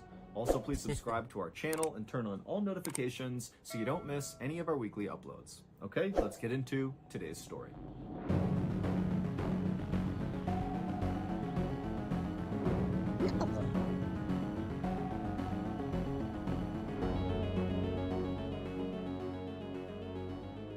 On the night of February 12th, 2017, a young woman named Sidi Aisha saw something coming over to her that surprised her so much that she gasped and she put her drink down on the bar. The bar she was at was called the Hard Rock Cafe in Kuala Lumpur, which is the capital city of Malaysia. This night for Sidi had already been one of the best in recent memory, but now it was getting even better because a waitress was walking over to her carrying a birthday cake with a candle lit in the middle, and Sidi knew it was for her. So she stepped forward kind of bashfully, and all of Sidi's friends who were there with her kind of formed up around her, and as the waitress came over to Sidi, the friends all immediately began singing happy birthday to Sidi. It was Sidi's 25th birthday, and she could not believe how far she had come. Here she was in this beautiful American-styled restaurant, surrounded by her friends, who were these big TV show producers, and tonight they were throwing a party for her, something that did not happen often in Sidi's life to this point. After Sidi's friends finished singing happy birthday, Sidi leaned forward and she blew out her candle, but she didn't even make a wish before she blew it out, because to her, she felt like she had everything she had ever wanted. And so instead, as she blew that candle out, she just made a point to feel incredibly grateful for the life that she now had. Because not long ago, Sidi's life looked very different. Sidi had grown up in a tiny town inside of a jungle in Indonesia. She was the youngest of 3 children, and her parents were very poor farmers that barely made enough money to provide shelter and food for their kids. In fact, Sidi's parents were so poor that they couldn't afford to send her to high school. They needed her to stay home and go to work to help support the family. Sidi would end up getting married, and she would have a son with her husband, but her husband would divorce her and not provide any support for their kid. And so suddenly Sidi was the single mother trying to look out for her son while also trying to provide for her parents and her other siblings. And eventually it became so difficult to find enough work to provide for all these people that Sidi was forced to go abroad and look for work elsewhere outside of Indonesia, which meant she had to leave behind not only her parents and siblings, but also her son. Her son had to stay with her parents. Sidi would ultimately find work as a masseuse in a hotel in Malaysia called the Flamingo. Now, Sidi really did not like this work at all, but it paid well enough and she needed the money badly enough that she decided to just keep on doing it. Sometimes City, like a lot of the other girls that she worked with at the hotel, would daydream about being discovered as a model or a singer or an actress and getting taken away from this life to a life of luxury and wealth and leisure. But City never really expected that to happen. Next to City at the bar was her producer, whose name was James. And James had his arm around her, and he suddenly flashed her his cell phone, and he kind of pointed to the screen. And City looked at it, and she saw there was a text message from someone, but it was in a language that she didn't recognize. And she asked James, what is that? And James grinned at her and said, "This is my boss telling me that you are already a superstar in Korea." And when City heard this, she was totally embarrassed, but also really excited. City had met James about a month ago in January of 2017, when City and some of her friends from the hotel had decided to go out for the night. Now, City very rarely went out. She basically worked and slept and then sent home her money to her family. But for whatever reason, she had been convinced by her friends to go out and have a good time. And so she was all dolled up, and she and her friends were standing in line to get into a bar when a very handsome man wearing a suit, James, walked up to City and said, "Have you done any acting?" And City, wearing her best clothes with her friends, she suddenly felt bold, and she told this guy, who she didn't know, that, "No, I haven't, but I'd like to try." And so James asked her if she'd come with him, and she said okay. And they went to this cafe, and they sat down, got coffees, and James explained to City who he was. And he told her he was a Japanese television producer who specialized in hidden camera prank videos. And he needed actresses to put on pretty clothes and pull pranks on unsuspecting people on camera. City had initially been very skeptical of James and this proposition, but at the same time, back then, prank videos were all the rage this on is the, YouTube, they were on mainstream TV, they were everywhere. Kim Jong-il. And City knew that, but she had never This thought about Kim Jong-il, being in how one. he had She his sometimes liked to watch brother them. But James would assassinated. tell her, "This is really easy work, and you'll get paid well for it." And so City had It's a good ultimately story. said, "Okay, yeah, I'll do it with you." And after she said yes, her life had been a whirlwind. No longer was she a masseuse at a hotel, but instead, she was like a celebrity, flying all over the country, filming all these prank videos, and James's bosses were so pumped, they kept messaging him, telling him how amazing she was, and how every video she was doing was outperforming anything they hoped it could do. I mean, everything was going perfectly. City took a few more bites of her birthday cake, and then she checked her watch and saw it was almost 10 p.m., which for James and her other friends might be early, but for City, that was pretty late. Plus, she had already had a lot of alcohol that night, and so that was making her more tired. And so she told James and the others she was going to leave. She thanked them for the party, and then she headed out and went to her hotel. As soon as City was in her room, she immediately called her mother. City and her mom talked all the time, sometimes multiple times a day. This night might be the and story. this night, City just really missed her mom, and she really missed her son. And as soon as she called her mom picked up, and they chatted for a bit, and City told her all about how she'd had this amazing birthday party and how excited she was about the next day because they were shooting a really big prank. It was going to be their biggest one yet, and it would have the biggest payout of any of the videos she had done so far. This one, tomorrow, was going to pay her $100 US. And City told her mom, "Don't worry, I'm sending all of it back home to you all." City's mother was so thankful and so excited for her daughter, and she said, "That's wonderful, get a good night's sleep, and I'll be thinking of you tomorrow." And after that, City talked to her son for a couple of seconds, and then they hung up, and City crawled into bed, she turned off the light, and she tried to sleep, but she couldn't. She was too excited about tomorrow's shoot. She and James had been talking about this particular prank for the last week, and they'd been rehearsing it over and over again, and now here she was on the precipice of actually doing it in real life. The pranks that City did were all pretty similar and pretty simple. She and James would go to some train station or some hotel or some other public area, and they would identify an unsuspecting older man, and then City, all dressed up, would go up to this guy while she was being filmed at a distance, and she would either kiss the man on the cheek or spray him with perfume or rub chili oil on his hand, and then she would giggle and run away, and then the camera crew would zoom in on the man's face as he's kind of bewildered and trying to figure out why that had just happened.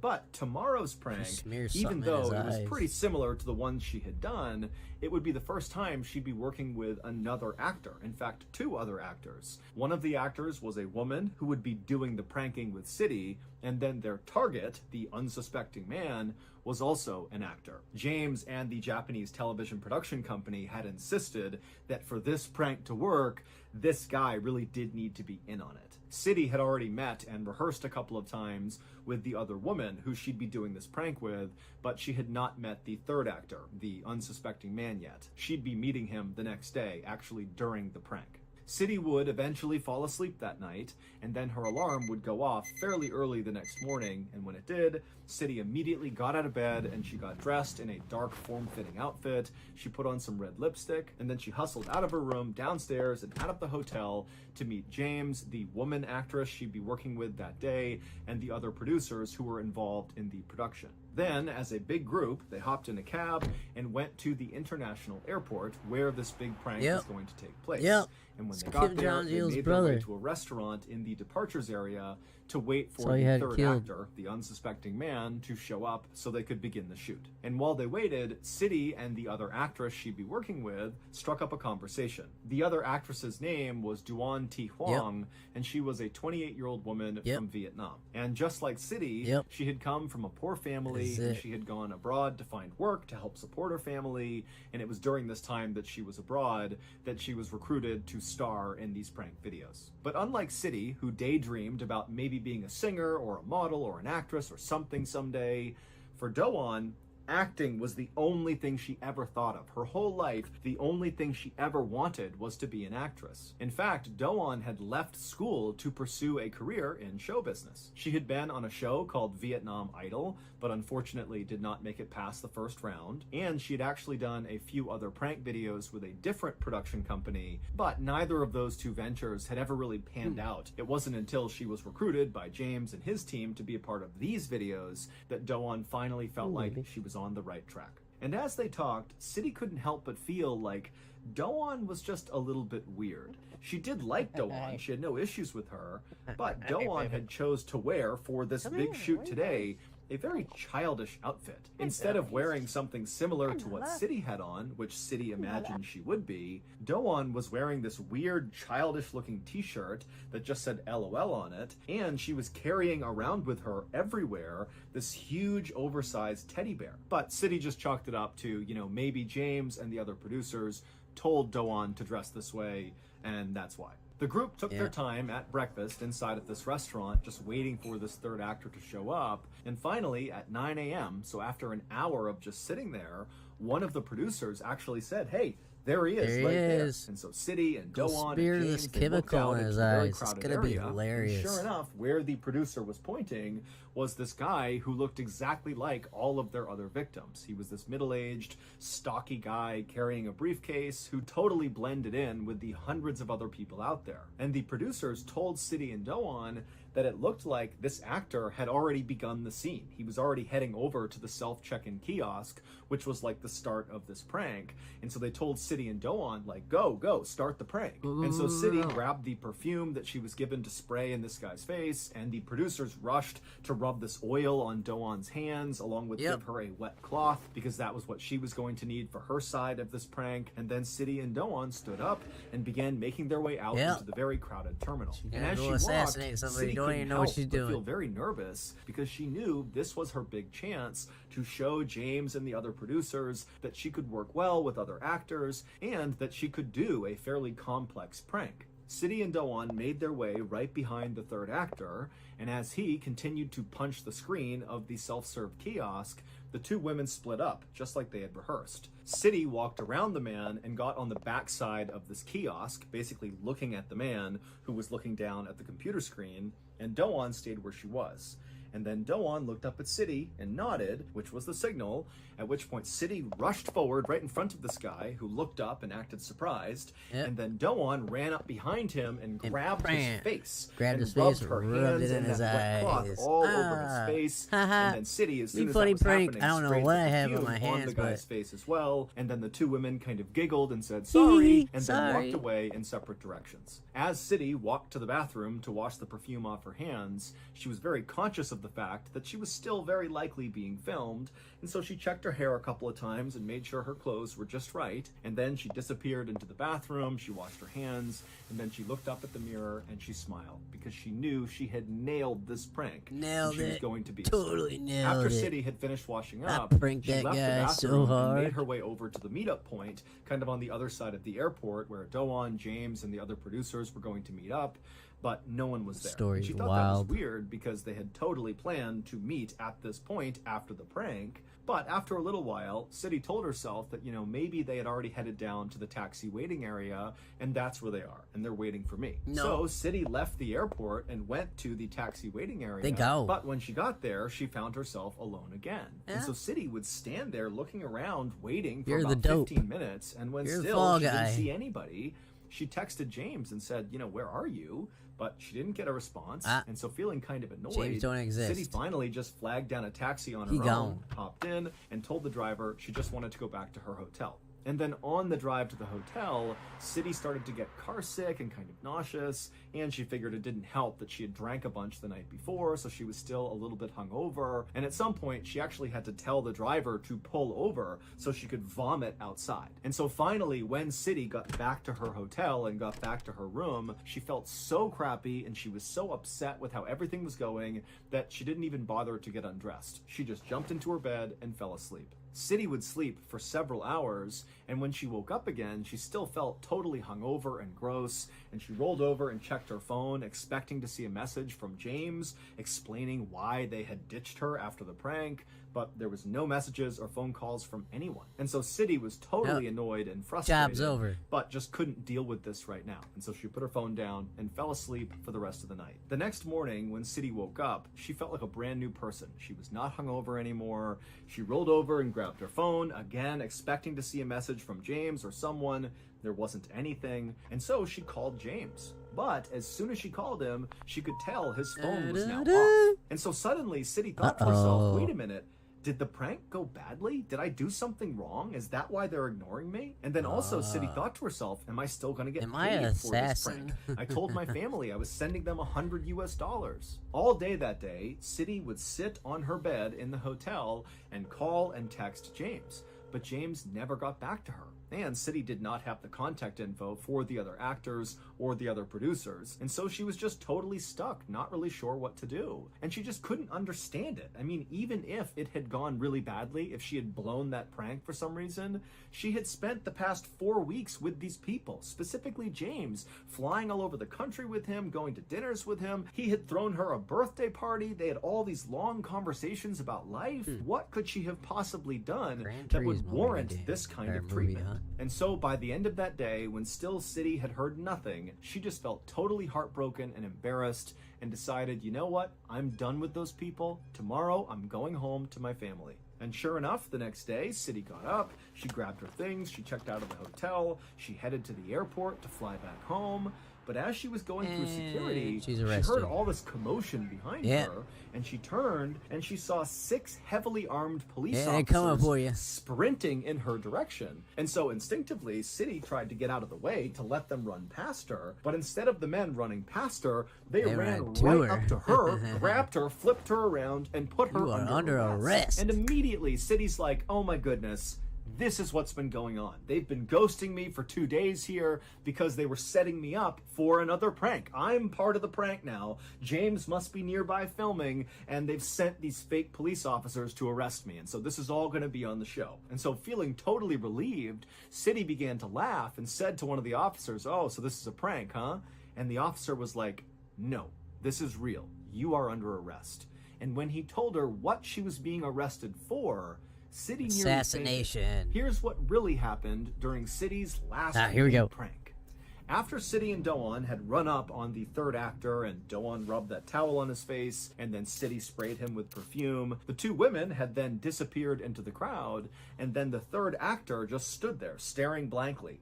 And then he had kind of stumbled away from the kiosk over to a receptionist where he told her that he was feeling really dizzy. The receptionist could tell this guy definitely needed help. He was unsteady on his feet, his face was all wet, and he was speaking kind of frantically.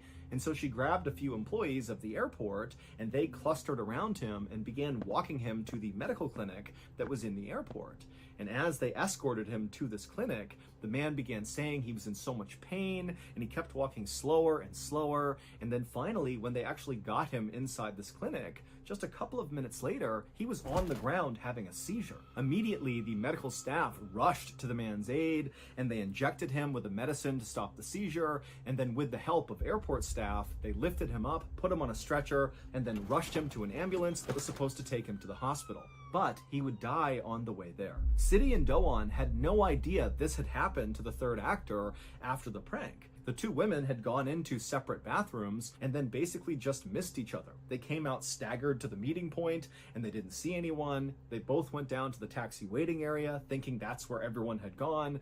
And again, City and Do-won just didn't see each other, and they both got in their own taxis and went back to their own hotels. As for James and the other producers, the reason they were absent after this prank had ended is because they planned to be absent after this prank. As soon as they saw City and Do-won pulling off this prank successfully, they all got up from that restaurant and promptly rushed to board planes that would take them out of the country. Because James and these other producers were not really producers. They didn't have a prank show. It was all a charade. Womp womp. In reality, they worked for the North Korean government, and James, whose real name was Ri Ji-woo, had been tasked by the North Korean government to recruit gullible women, aka City and Do-won, to participate in a top secret mission that could easily get them killed. In fact, this mission was so sensitive and so dangerous that James and his other TV producers had to live undercover for weeks with Do-won and City kind of slowly convincing them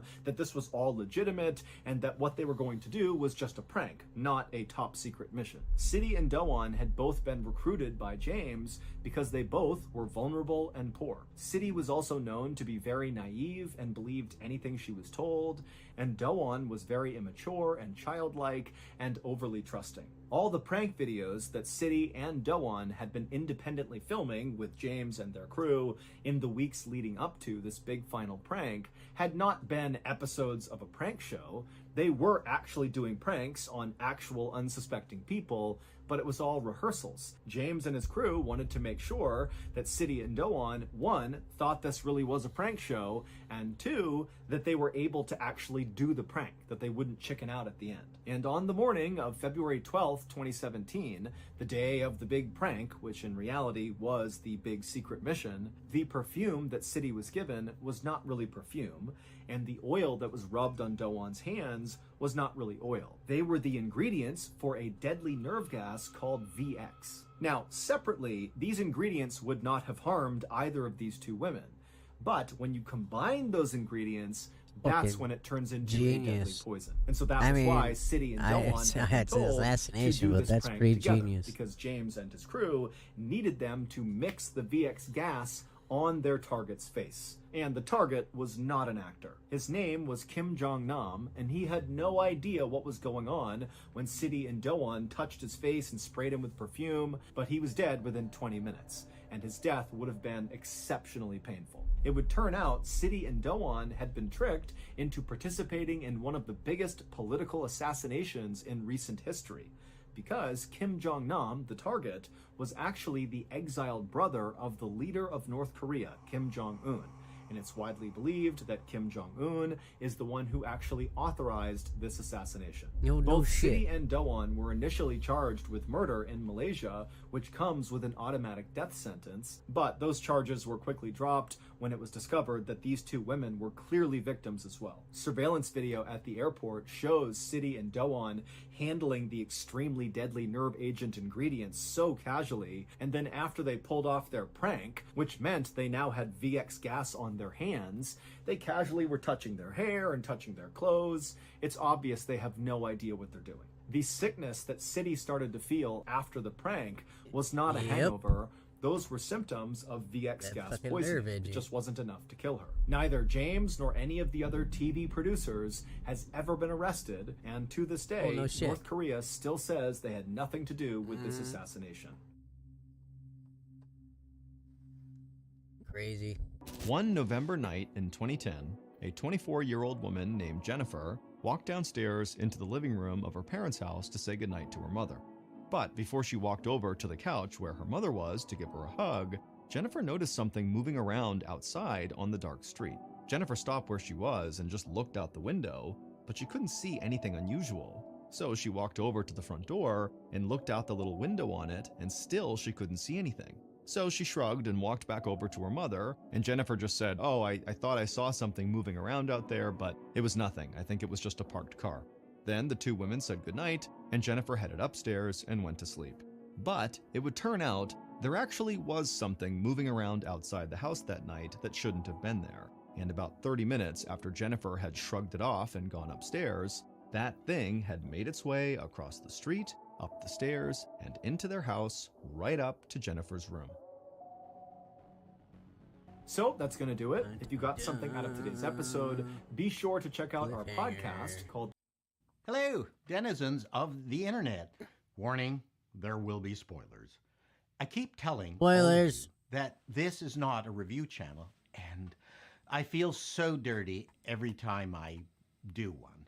The one thing I will say in my defense is that there's always a reason or story behind my reviews, or I would honestly not bother. I wanted to see Gran Turismo, directed by Neil Blomkamp and starring David Harbour, Archie Madekwe, and Orlando Bloom, because I'm a big racing fan. F1 these days. But even more so when I was a young lad, when I went to our local Mossport racetrack, nestled in the wooded beauty of Bowmanville, Ontario, and watched my favorite race, the Can-Am Series. It was an open class that allowed different body designs as long as they were closed wheel. It featured different engines, aero packages. They were experiments on wheels, and I got to see drivers like Mark Donohue, Mario Andretti, Parnelli Jones, Dan Gurney, Bruce McLaren. It was an amazing, noisy time.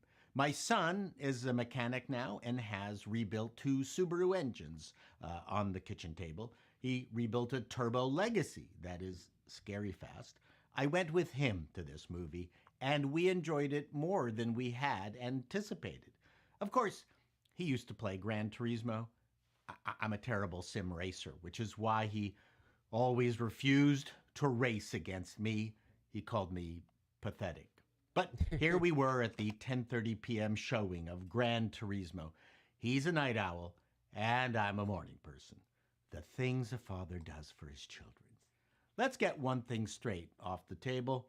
If you've seen any sports movie, then there is pretty much nothing new here. Hero overcomes adversity and wins, or sort of wins. That's it. What made Gran Turismo work was its hook.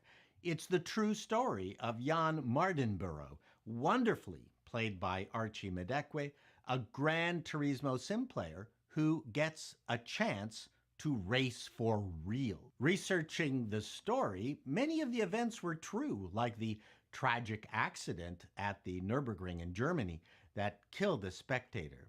Others were embellishments, I'm sure, like the nasty racing protagonist from Team Kappa in the shiny gold Lambo, of course, who was really just a bad guy on demand. In fact, human things were only thinly explored, from Jan's family relationship to his girlfriend, and even Jack Salter, played by Harbour, the grizzled racing sensei with a tragic past, who basically repeats the same aphorism over and over throughout the movie. So what the heck took up the 2 hours and 15 minutes runtime?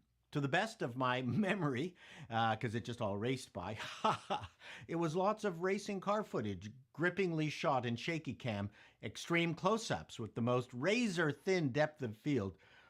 They must have used wildlife lenses, I'm sure. Sweeping drone footage, watching engine internals, the violence of pistons and valves in motion felt like we were watching the popular Initial D anime featuring the legendary Toyota Terreno drift car. Interesting side story? We had that exact same car back in 1984, the Toyota Nice. Corolla GTS 16-valve twin cam, as it was called here. When my son saw an old video of us with it, he flipped out, totally pissed off that we had sold the car. If you're not a car race fan, I think there's lots to recommend. The performances are what really put this movie over the top, especially David Harbour. And I'm fairly certain the ridiculously handsome, sultry-voiced 6'3" Archie Madekwe might actually be the new gen movie star we've been waiting for. The father was played with emotional intensity by Jimon Hansu. It was a pleasant shock to see Jerry Halliwell, formerly of the Spice Girls, playing Yan's mother. I took my daughter to see the Spice Girls. Oh my gosh, I've been forcing gender normative stereotypes on my children. No! Orlando Bloom played the suit, and I liked how he vacillated between anti-corporate cheerleader and Nizen shill. It was an interesting twist, but believable, as a company will only give someone so much rope to hang themselves with. When I was a TV exec in charge of production, I had to pretend to do what my bosses asked me to do, while pretending to the producers that I was protecting them from my bosses. But the real stars were all the cars that my son and I could name within seconds of seeing them. Name, model, VIN number. That being said, while there is gear porn in this movie, something I've railed against Marvel removing from theirs, more gear porn. You're messing up the show. Nice. While Harbour's character did give a great speech about G-forces and real-life race car racing versus playing a sim, the drivers were more like racehorse jockeys for hire. What was missing was the notion that there are inherent mechanical faults, that things wear out, and while in-game it affects the car, in real life it will affect you, the race car driver. That was a niggly thing that actually my son disagreed with me about. What was a bit of a giggle was how evenly matched Nissan GTRs could pass each other. Yes, watching dramatic passing is what makes your pulse race in movies like this, so I'll just shut up about that. The movie, however, committed 3 egregious modern-day Hollywood sins. The lead character was not part of a single-mother household, but actually had a father and a loving family. Shocking. Oh my I God. know. And the father was not played for an idiot. Yeah, hard to believe. Father and son had a hug at the end that brought tears to our eyes. And finally, women who made it as Gran Turismo sim champs did not make it through to the top of the racing trials. Where the hell was Sony's diversity, equity, inclusivity czar? For sake. The girls didn't cut it in the cars, though they were not made to look like fools or weak either. But really, the big star of this movie was Blomkamp's direction and editing. It kept us in the movie throughout. The merging of in-game effects over top of real footage was very clever and elicited cheers from the audience. This is a fine example of how even a stock sporting story can be made to work. If you are a fan of Gran Turismo and I'll have car to go racing, check that out. you will love this movie. It's the Hot Wheels alternative to Barbie.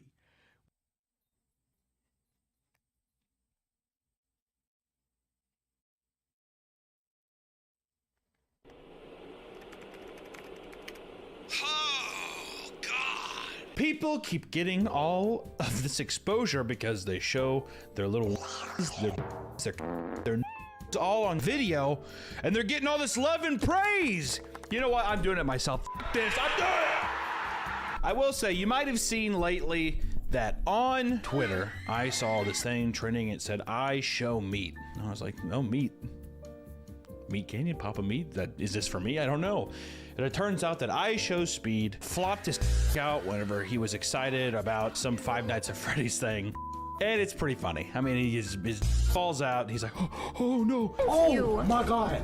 You look awful. Oh my God. Ends his stream, whatever. He's not getting banned by YouTube, and people keep memeing on him. I saw it and I was like, you know, does this even rank up there with some of the most infamous exposés on the internet? And I don't think it does. But what I will do is go down and list some of my favorite. This has nothing to do with the actual nudity. It's the expose. I feel like I'm saying expose, but that's not right. Nope. It's about the expose. What was the scenario? Well, you know, all of these different things. That's my favorite one. And one of my favorite ones that I want to start off with is good old DSP. Do you know who DSP is? Darkside Phil. One of the most legendary lol cows. Put the definition of a lol cow here. There you go. There it is. DSP was streaming. He's a streamer. He used to be a YouTube guy, but he streams now. He complains, he yells, he does whatever, but he got caught masturbating on a stream because he didn't know that he was live, and he masturbated in front of his stream camera, which is very funny. And one, let me tell you something. If I got caught, it would suck. I'm not gonna lie. I would be like, this blows. It's not the end of the world. You know, it is what it is. Show your tiny little to the world. You hawk a loogie in your hand, you go to town, you do whatever you can. Maybe I'm f***ing myself. I don't know how I'm gonna get caught. I probably will one day, but not right now, all right? All I know is the idea of somebody having the courage, the gall, the balls to off right where you work? What? That's insane! Just go to the bathroom. Go into a different room. You know what's weird is that looking at this camera right now, it looks like an a cyclops looking at me. Like I couldn't do it. I'd push it away. I'd do whatever. I turn my mic off so people can't hear me. Be like, but him, you know, I just want to take a look at this. I've watched this a couple times a day in preparation for this, and it just gets better each time. Just the screenshot of him, you know, he's feeling it too. I feel bad. Old boy's getting at it. You know what's the thing too is that what I like about the DSP one is that DSP, he's kind of a dick online. No one could argue that. He's kind of a big baby. So when this happened, I was like, this is awesome. But also, he started joking about himself. It became a good meme. But my favorite part of his video is he tilts his head back, and it's the epic finale, and you can tell he's done. And the day just gets a little better. I know that his day got a little better right there. That's nice. I think it's a nice positive change. You have to have that. And then the best part is at the end, he's like, oh, stream's on. Whoops. Oh, the camera's on. Oh, the camera's on the whole time, huh? I don't even know. Oh, wow. Hello. That's when I knew right then and there. I was like, okay, this has gone down as one of the best moments in internet history. It's so good, especially just to be in your streaming setup is just it's fantastic. There's a couple of these. I mean, you know, there's Nova Patra, I think is her name, whatever. Almost milliseconds after she gets done streaming, she throws up some porn, starts just going to town, licking her finger, and then just going to town right there. I mean, honestly, the admiration I have for somebody clock out of work and just let the good times roll. You know what I mean? I saw she was playing Hearthstone. That's a stressful game. You gotta at least, you know, do something for yourself. When can you get yours at the end of the day? That's what I wanted to know. Also, would you count Justin Timberlake and Janet Jackson, the 2004 Super Bowl? That's a huge expose. My editor Nick said that ruined her career, but she was just touring. And she's doing, I think Janet Jackson of the Jackson 5 is gonna be all right. Just because one plopped out. I think it was that song too. Don't be so quick to walk away. Dance with me, I'm gonna run your body. Yeah, that deal. And then it just popped out. It's the most, I remember seeing it back in the day because everyone's like, dude, Janet Jackson's boob. You have to see a pair of boobs for it to be anything lewd. I think if a girl just plops out people be like, oh, okay, plop it back in. There's nothing, I'll say it, there's nothing lewd or attractive about one popping out. If anything, I'm always just like, put that back in your shirt, dude, Jesus. But, you know, IShowSpeed, is it as infamous as the Janet Jackson thing? No, I don't think so. Because at least with the Janet Jackson and Justin Timberlake thing, there was a literal theatrical production and song and dance happening. I think IShowSpeed just dry humping the air over a Five Nights at Freddy character for a joke. Even though I will say his immediate response was pretty good, though.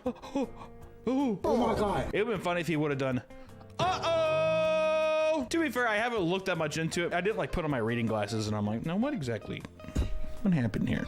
Then there's this classic one where it was a girl who someone was banging her. Banging is such a non-sexual thing too. What is she, a drum? Someone was rocking her out real hard and you can see it in the reflection of the mirror, which I probably have to blur all this, but one thing that's crazy, even just looking at the screenshot, she's getting some follows, right?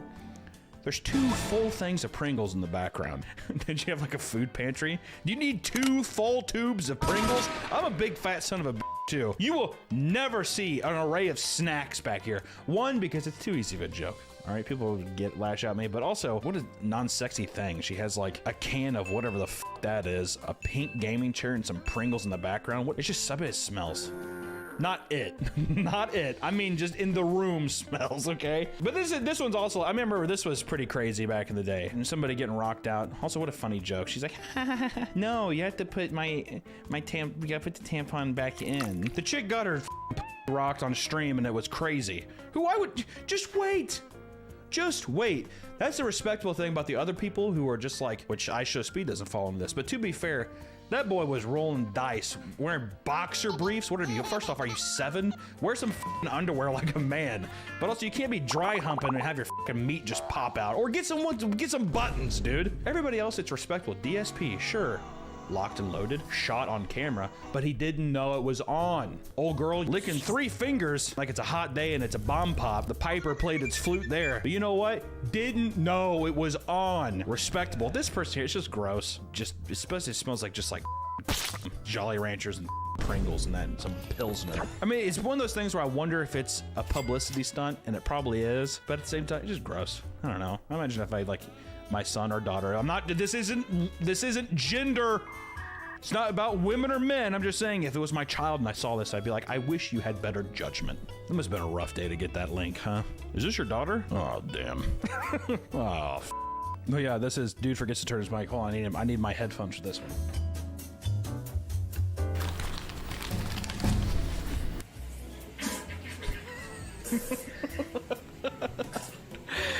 This is not a lewd one, but this is funny. It's streaming here and pissing just all the toilet. For whatever product this is, and I bet you it's a Rode Wireless Go. I bet you that this is a great review for a product, because that sound, it had to travel through thick concrete walls to get back to the camera. Oh, God. Oh my God. I don't know how real that is. I do. Well, that guy needs more fiber. Whenever you that and your poop sounds like that, that's when your body's fighting back and it's like upset with you. That's body language. That's your asshole being like, why? And this one, and then sometimes you get nice wholesome ones. I was a big League of Legends guy back in the day, and I remember seeing this and I thought it was funny. Which, you know what? I was kind of pissed off when I saw this, because it's like, yeah, he's sitting there, he's gaming, all of a sudden, here's mom coming up, she's having a good day out there. You know what? The mom shows up in a nice bikini. Sure, you can be embarrassed, but you know what? She's worked hard for that body. Let her flaunt it around a little bit. You got 30,000 people watching you play a game. Why not just, it's a little show pony. I'm saying that in my mind too. My mom did that also. I would be like, get the away from me. Which also, to be fair, I'm pretty sure that's gonna, people are gonna be like, oh my God, MILF, all that kind of thing. So, but you know what? I say get her back on stream and see what's up. I wish I could have heard what she had to say. Streamer gets a little too comfortable with her naughty dog. What the dog doing? I will say that dog is getting up there and it's smelling something. I think the old girl's baking some bread and I think it's sourdough. I don't want to take credit for that joke. That's a me, myself, and Irene joke. Jim Carrey said that. You know what? I've never seen my dog sniff my wife's at all. Well, you can't be doing those. You can't be doing those stretches. That kick the dog away! Oh my God! Oh my God! Jesus! Trying to find some tater tots down there or something. Good God! You're doing all these stretches. You know that your dog is smelling something. Maybe let's save the stretches for another time. Put the dog outside. Put it outside the door. Has a full house to walk around. This isn't even so much just an expose. This is just making me uncomfortable. You know what, Speed? Say what you will about you flopping out and all kinds of children saying it and all that kind of stuff. You know what? I don't know. Something about that dog. That made me upset. I don't know why. All I know is this. Sometimes accidents happen. Hey, you know what? Sometimes things happen when you're streaming you didn't expect, and that's okay. So when I see it there and I saw the thing with Speed, I knew this was just going to be another little docket in the analogs of history. And sure, you'll be there forever, but you know what? You'll be there amongst friends. Thank you guys so much. I hope that you never have to see me naked. You will go blind. It is a disgusting, disgusting sight. It's almost like it's like a statue made out of butter, and there's just a little like a baby's pinky poking out of a big bushel of hair.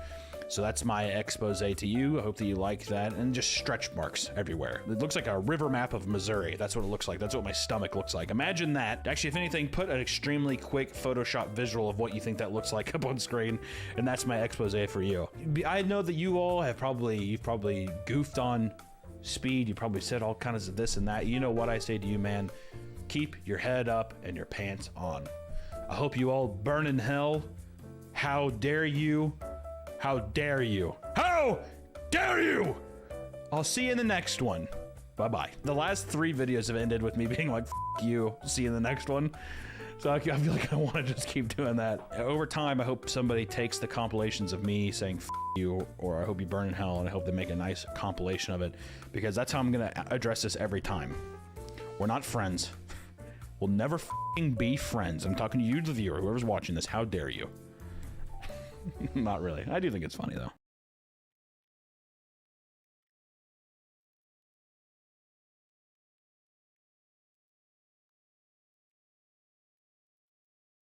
We all have that one part of our job that we don't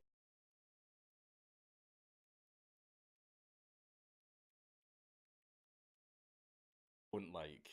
No matter what line of work you're in, there is always that one thing that is so tedious that it's better to hire a private contractor to do it for you.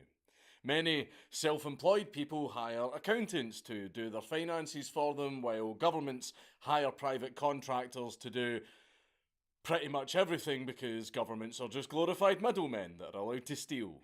No matter what it is, if there is demand for something, then supply will pop up to meet it.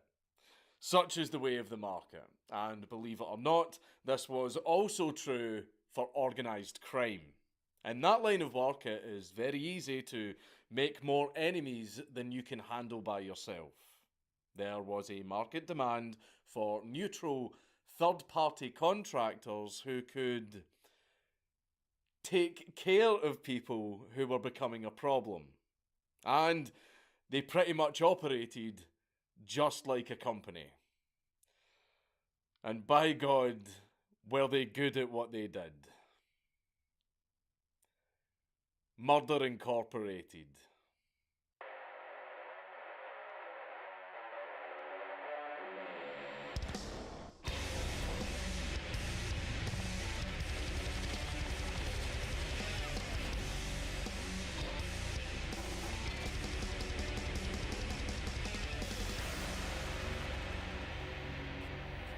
Please leave a like and a comment on this video, because it really helps me in the algorithm.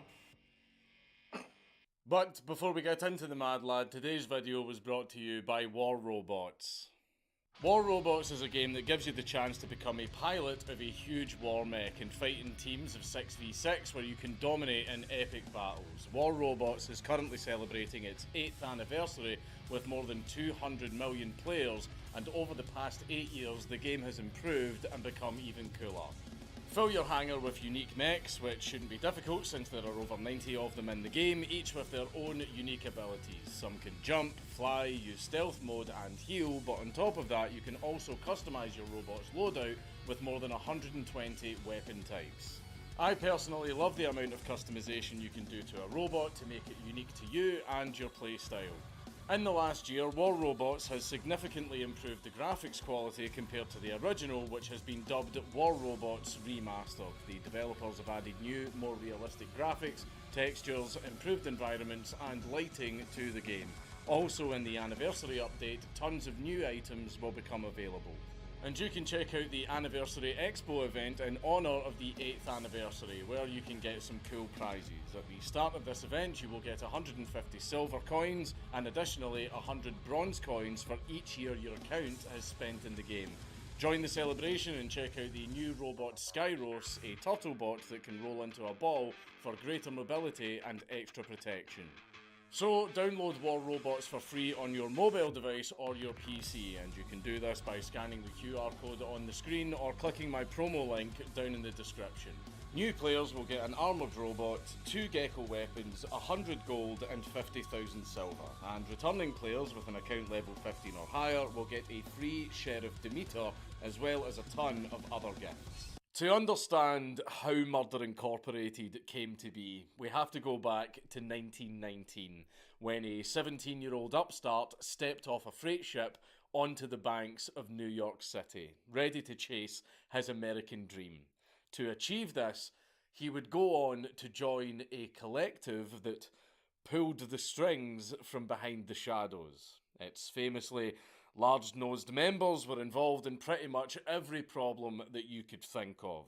The collective's influence and corruption was so strong that it had almost all of the major institutions in its pocket. That's right. The Italian Mafia. The upstart's name was Umberto Anastasia, and he was one twisted bastard. Anastasia wasted no time in taking over New York's waterfront and the dock workers' unions through sheer ruthlessness, intimidation, and his signature weapon, an ice pick. However, despite his sheer potential, Anastasia was still young and had a lot to learn, including how to cover his tracks. In March of 1921, at the age of only 19, Anastasia was handed a death sentence for the murder of his biggest rival. While in Sing Sing prison, Anastasia managed to make a name for himself by doing what he did best: being a violent maniac. Fortunately for Anastasia, but maybe not for the rest of the world, his ruthlessness caught the attention of a mobster named Lucky Luciano, who saw the young convict's potential and managed to get him a new trial. But how would this have helped Anastasia? He was a murderer. He did it. He got caught. All of the evidence was there to send Anastasia straight to the chair. However, in a strange turn of events, all of the witnesses that condemned Anastasia during his first trial suddenly changed their stories, or they simply vanished. And without their testimony, the murder charge just went away. Man, that's really strange. I wonder what happened. Anastasia was now a free man, and he repaid Luciano for saving his life by working for him. You know, Oppenheimer really was one of the greatest scientists of our generation. He was just a brilliant mind. Not really the biggest Oppenheimer fan since he had sex with my wife. Science was everything to him. He just looked at things different than other people, you know? Not a great guy. Mainly the having sex with my wife thing is probably my biggest gripe with him. You have to understand, the culture of science was very dismissive of his ideas at the time. I'm currently raising his child. And by the way, he was hitting on all of our wives while he was married, for the record. Mr. Atomic Bomb thinks he can do whatever he wants. A lot of people weren't able to see the extent of his genius. Is no one else gonna mention this? He tried to have sex with all of our wives. I heard he tried to smash your wife while you're doing the documentary. He's not gonna raise it, by the way. Father of the atomic bomb and not his own kid. Oppenheimer is a man that changed the course of history. The man dick dusted the entire science community's wives. He dick dusted us. No one cares? How he's dropping bombs on the Japanese and never seen a Japanese guy sex with my wife. He had a very high IQ. You know, f*** Oppenheimer. If I knew this was gonna be so positive, I wouldn't have done it. Also, he did my wife.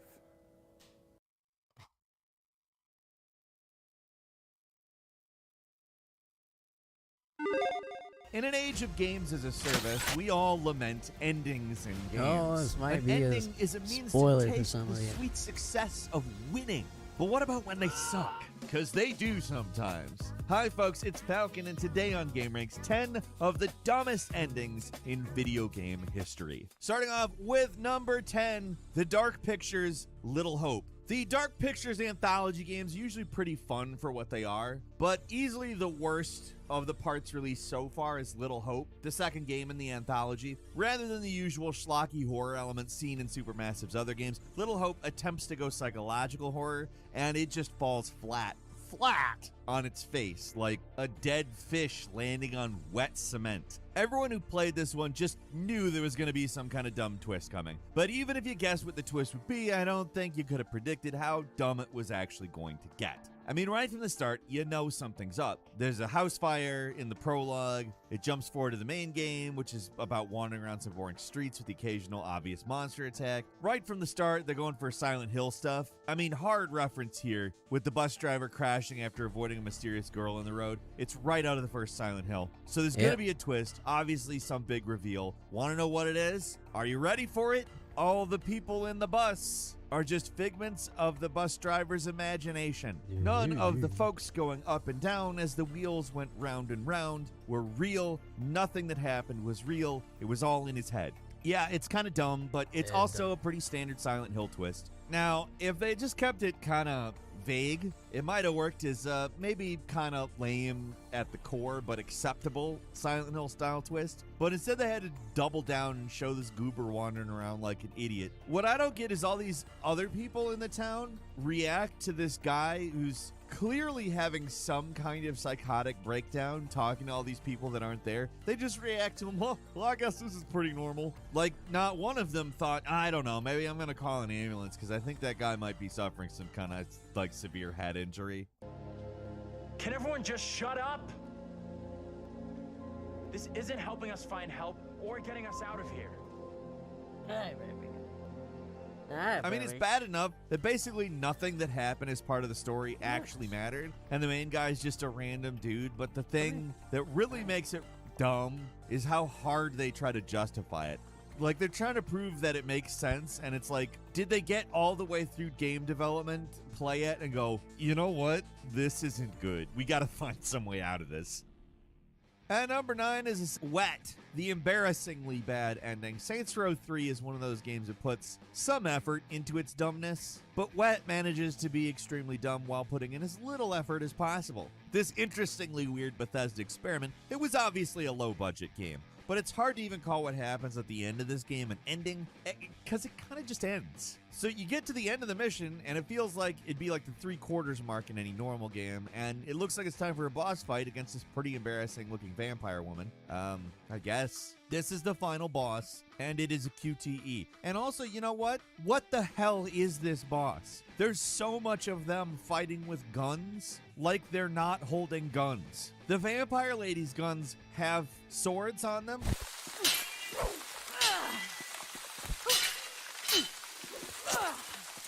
And for a while you're fighting her with a sword, and then you take out some guns, and you go, like, slap fight each other with the guns. It's the weirdest thing. Listen, this particular era of games is filled with terrible, unsatisfying endings that land on QTEs, but this one is especially bad. Not just because of how awkward and stilted the actual fight animations are, but also because of the dialogue. Like, the bad guy says, "You're like a turd in a punch bowl." You're like a turd in a punch bowl, Ruby.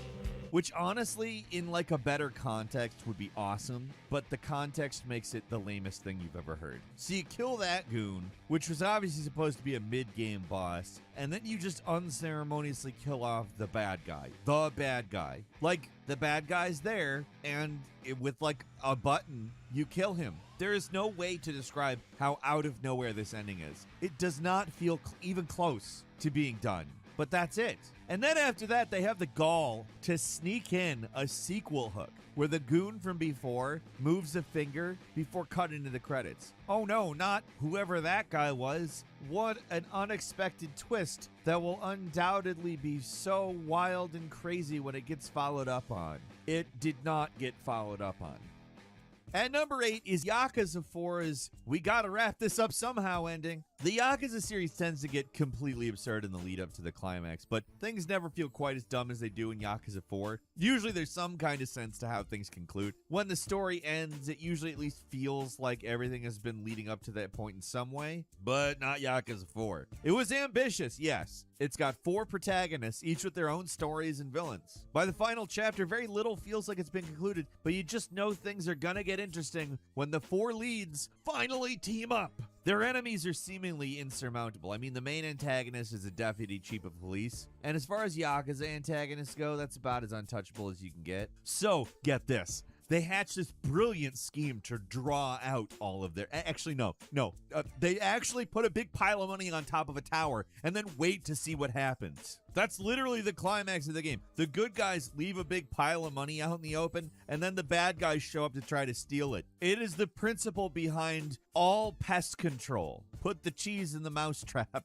It's so blunt and basic that it's honestly kind of hilarious. The developers just had no idea how to wrap up this ridiculously convoluted story and just was like, you know what? Everybody just fights because money.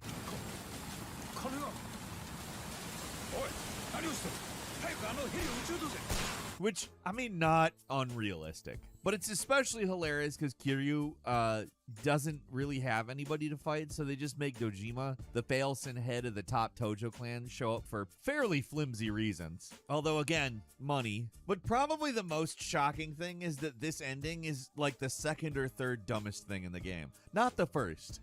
At number 7 is Far Cry New Dawn's Battle for the Magic Apples. One could easily put some of the Far Cry series entries on this list, but other endings I have in mind aren't dumb, just more like bizarre and mean-spirited, at least. Not in the way I would call Far Cry 5 standalone expansion / sequel New Dawn's ending dumb. It's dumb. I mean, extremely dumb. So the game's set in the post-apocalypse, sure. It's meant to give players some kind of closure to the story of the first game, where the bad guy, Joseph Seed, was shown to be right the entire time and survived the story. Any writer with 2 brain cells to rub together could make that premise and run with it, but instead the game takes a sharp left turn into literal magic. For some reason, an insane, wild reason that I do not completely understand, Joseph Seed is now the guardian of a magic tree that gives the worthy superpowers if they eat a sacred apple. Yes, seriously, true. This is part of the game, for real. Will have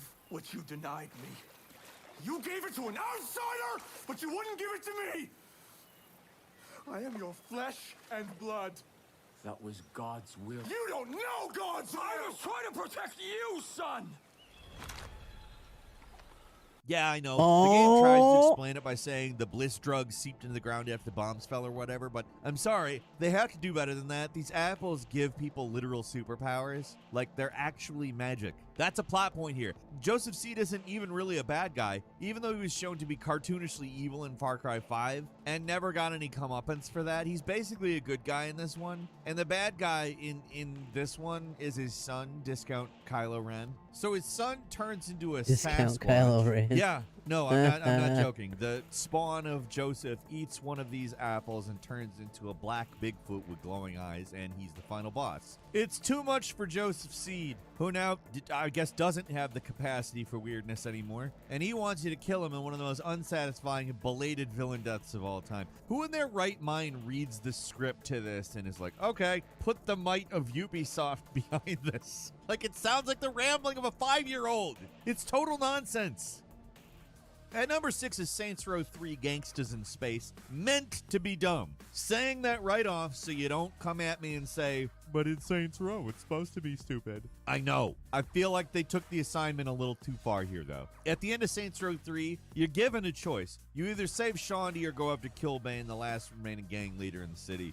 Depending on your choice, you get a different final mission. If you go after Killbane, the Saints get branded as terrorists, and Stag brings the big guns. Where if you save Shaundi, it seems like the good guy option. You get this mission, Gangstas Space. Zero logic. It's all thrown out the window, the whole logic thing. You do end up taking out Killbane for good-ish. So it fast forwards some time, and you're on Mars, and Killbane is now General Killbane on Mars. There's sci-fi music, there's ray guns, there's characters dying melodramatic but perfunctory deaths. The whole thing is beyond surreal. Why is this happening?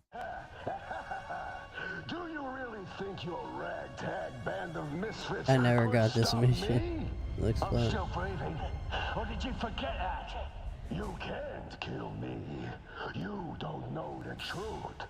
The fact is, I am your father. Yes, clearly it is a It's joke. But if you take this route, a impossible. lot of the story remains unresolved. Like, what happened to Stag? Did they just go away? None of it even matters, though, because the game just lampshades the hell out of the climax, making fun of the boss fight and delivering a monologue that's word for word out of Red Faction Guerrilla. Remember, Saints Row and Red Faction are in the same universe. I don't know if they still are, because different companies own it both now, but yeah. But then the camera zooms back, and it reveals that this is the set of a movie, and Killbane is just buddy-buddy with you now. Either that, or the actor that plays Killbane is buddy-buddy with the actor that plays you. Like, this is all totally nuts. It's not just some random mission or some kind of post-game thing, though. It's the ending to the game. It's how they wrap it up. It's one of those things where, yeah, it's intentionally dumb, but that doesn't make it smart. Yeah, it does. And number 5 is Assassin's Creed Valhalla, Basim's bonus journey. To actually tie the game into the quote-unquote story of the Assassin's Creed series, Ivor meets with a master assassin named Basim. Guy's kind of a boring stick in the mud, even compared to the cavalcade of boring, interchangeable Vikings and Saxons you deal with throughout the story. Frankly, most of it's forgettable, mostly because it's kind of goofy and weird. At the end, your main character travels to an ancient precursor temple, as you usually do in these games, but inside is this bizarre lotus machine thing. For whatever reason, the person that is attached to it keeps alive, but sends their mind into a dream world. I'd say this is going too far with the fantasy stuff in an Assassin's Creed game, but that ship is long sailed, and it's still out at sea. It still hasn't come back to port in the form of Skull and Bones. Brought it around. But the genie's out of the bottle in terms of crazy crap in Assassin's Creed. Yeah, Odin and the Norse pantheon, all real people. And actually, you know what? They're alien spacemen, okay?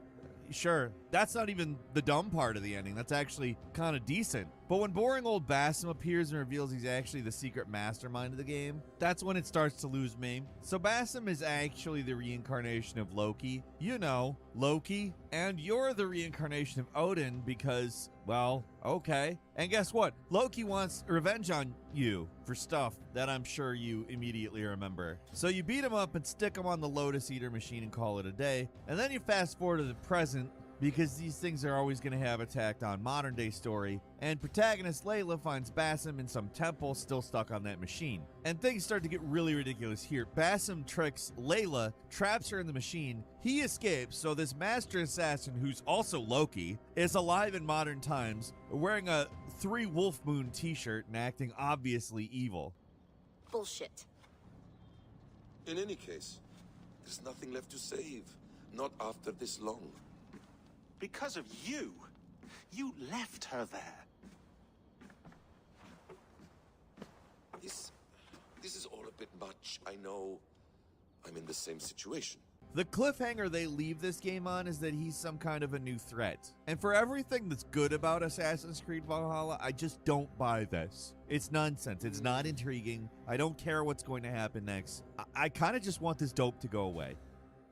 At number 4 is Doom Eternal: The Ancient Gods Part 2. They went heavy on the lore in Doom Eternal. It's kind of complex in the main game and becomes almost incoherent when you start getting into the DLC. It is bizarre. It is over the top. The game reveals that the Dark Lord, which is basically this game's version of the devil, is just you, the Doom guy. And at this point, all I can do is just shrug and accept it. Like, sure, yeah, the main guy is an unstoppable badass. Why the heck not? He lied to you, Slayer. Mora and its people would have been perfect, if not for the treachery of my servants. They sealed me away, stole my power and name. And now, the time has come for a reckoning. Some of this has got to be tongue-in-cheek. By the time you're at the end of the second DLC, you kind of got an AI that also happens to be the god of the universe with you. So I feel like they're taking a piss to some extent. Like, who can really say? What I can say is the actual ending of the DLC is ridiculously dumb. So get this, you kill the devil in one-on-one combat because, okay, the demons are vanquished from the earth, and then in the end, these maker guys seal you away in a tomb that looks exactly like the one you came out of in Doom 2016, like the start of the game. So does this make Doom Eternal a prequel? That can't be it, because parts of the story are clearly set after the events of the first game. So is this like a time loop or something? That can't be right, can it? You can't have a time loop where you get in a box and then get out of it in the past, where Doom Guy was in the past. I don't know. I guess the easiest explanation is they're putting him back in the same coffin from before, putting him back to sleep in case there's more demon outbreaks, but it's clearly implying that they're leaving him to be found in hell, so I just have no idea what's supposed to be happening. I'm not sure anybody does. I mean, it's Doom, so it's not like it matters that much. I think they just kind of confuse people like me on purpose. They know that there are a contingent of us out here who will just overthink the hell out of everything in their lives. Why not give us one more thing, right? And number 3 is Heavy Rain, the bizarre epilogues. There's so many dumb moments in Heavy Rain that it's pretty easy to overlook how strange and pointless some of the epilogue scenes are. Like, some of these things on their own might not seem all that goofy, but as the climax of the game, wow. Depending on your ending, you'll get a few different scenes of what the characters are up to after the events of the game. Like this scene with Madison signing a book she wrote about catching the origami killer. One fan has her sign his book, but says something sinister about how she needs a better adversary, then disappears. What's your name? Vincent. Excellent investigation, Miss Page. You are one brave lady. You deserve a better adversary.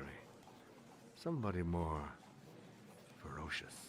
Okay, kind of goofy. Don't know why they're introducing a new killer at the end, but I guess this could be one of those the adventure continues kind of endings. The Jaden endings, though, just dumb. For some reason, they really double down on his sci-fi virtual reality glasses that seem to be able to do things as the plot demands. In the game, they were just a way to create virtual crime scenes, but now they're dangerously addictive and can create entire virtual worlds for him to be in or something. By far the dumbest thing in all these is the ending with Jaden. He's hanging out in the metaverse, just taking it easy, when some little baby virtual tanks come out and menace him. So he takes off his glasses, but the virtual tanks are still there. Excuse me, what the hell is this supposed to be? Like, what is going on here? But that's it. No answer to that question. This is the end. Sean! You can't take the glasses off. It's pretty easy to understand. The glasses aren't really. And number 2 is Serious Sam 2, when the game just gives up and then rubs it in. Hard to call what Serious Sam 2 has as jokes. Exactly. There's a lot of words in it that appear like they're meant to be funny, but I don't know. Maybe some got lost in the translation, but this stuff is just mostly bizarre and not in a funny way. At the end of the game, you're finally set to take on the game's big bad, Mental. He's been built up for 3 games now, so we're finally going to see him, right? Of course not. They just have Sam walk into a dark room, shoot a chair, and the loudspeaker is on it. What the hell? Ah, crap. I knew it! I knew it! I'm gonna have to have a serious talk with Crow Team one of these days. It spends the whole ending complaining about how the developers made it seem like you're gonna fight Mental, and then nothing happens. It's incredibly meta, but in that dumb, annoying, it's so meta way, rather than some kind of clever way. The game is accurately pointing out the player's disappointment and annoyance that it's ending without a boss battle, the expected boss battle, the boss battle they built up to for 3 freaking games. Also, it's called Serious Sam 2, but it is the 3rd game that they built this up to in. What one might call Serious Sam 1 is actually 2 games, Serious Sam the First Encounter and Serious Sam the Second Encounter, canonically released as quote-unquote episodes, but released a year apart. They're 2 games. And they spent that whole time and this game building up to Mental, and then they don't have it at all. And just them commenting on the fact that it's disappointing doesn't really justify it. Now let's say this is what happened. The exact same thing as what happens in the game for real. And then after the credits, the final boss actually does appear. That wouldn't have been dumb. That actually been kind of brilliant. But no, it's just a bunch of characters saying they can't believe the devs wouldn't put the boss in. Thanks for playing. Like, they could have just said nothing. It would be disappointing, but it would be forgettable. But instead, they double down on the quote-unquote jokes and meta commentary of video games. Oh, you expected a boss, and then there's not one. Oh, wow. What a smart commentary you've made on video games. Video games have bosses, and people expected one in this video game, but instead, there isn't one. Oh my god. Wow. Shit, dog, you should put your resume in for Monty Python. And finally, at number 1, D2 Shadow the Great Destroyer. The Dreamcast is home to some absolutely legendary dumb endings. Ill Bleed is an all-timer, but I am not sure we can put that into a video without getting content blocked, so we're going to talk about D2 instead. This is, without a doubt, one of the most absurd, baffling, pretentious, and idiotic endings I've ever seen in a game, and it has to be seen to be believed. For most of the game, D2 is this weird Resident Evil knockoff. Like, you know the drill, evil virus turning people into monsters, same old stuff. Gross.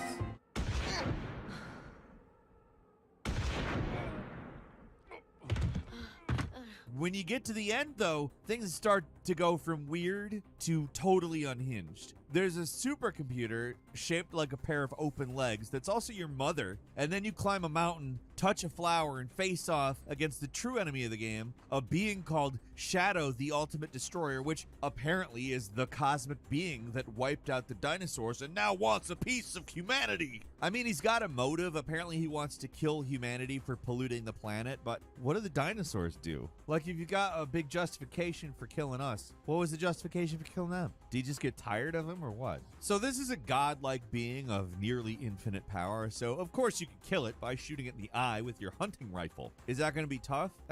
Not terribly tough. It just floats there doing nothing.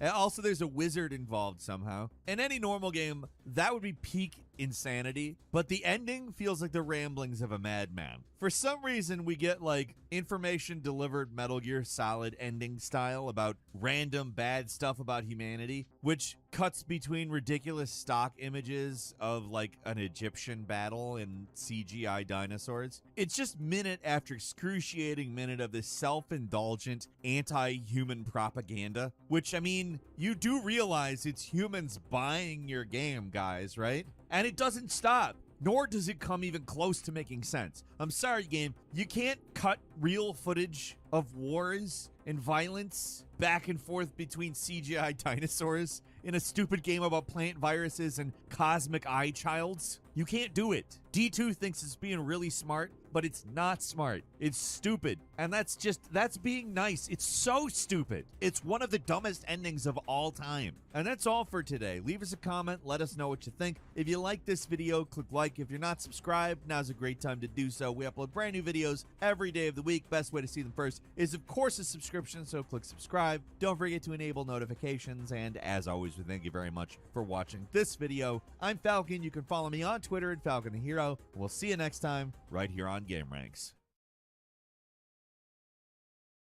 Oliver Anthony is an overnight hit with his Rich Men North of Richmond song.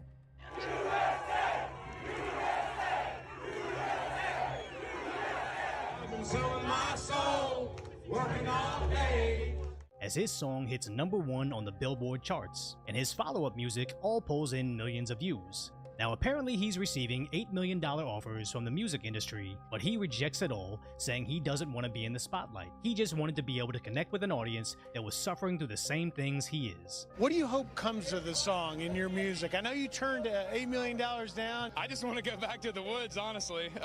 And what Oliver Anthony is doing is incredibly noble, because when you do something you genuinely believe in, and then people that also believe in that thing start to latch on, the leeches will always emerge to try to get in front of it and act as if their thing is somehow responsible for his thing.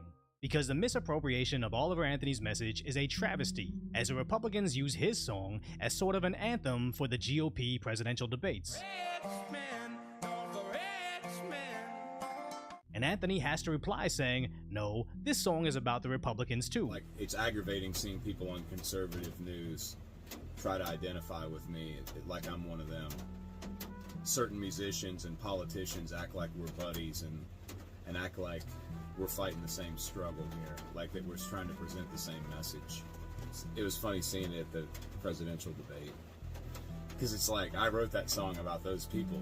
But now the left-wing media tries to headline his message, saying this song isn't about Joe Biden, as Oliver took to social media to counteract them trying to paint him as some sort of Biden supporter, saying it's bigger than Joe Biden, it's about all the issues surrounding the establishment, finally going on Twitter saying he supports nobody politically, just the people. And sadly, this is just another story of someone suffering from success, and in the grand scheme of things, it's one of the better problems to have. But now, like it or not, every minuscule thing he does or says will be put underneath a microscope and blown up to the front page for scrutiny, as this clip is going viral on Twitter. I mean, we are the melting pot of the world, and that's what makes us strong, is our diversity, and we need to learn to harness that and appreciate it, and not use it as a political tool to keep everyone separate from each other, you know? People are getting upset because, oh no, his speaking voice isn't as southern sounding as his singing voice, or he's using the no-no words like diversity. But none of this means he's an industry plant or anything. Just because the hyper-left media tries to redefine words like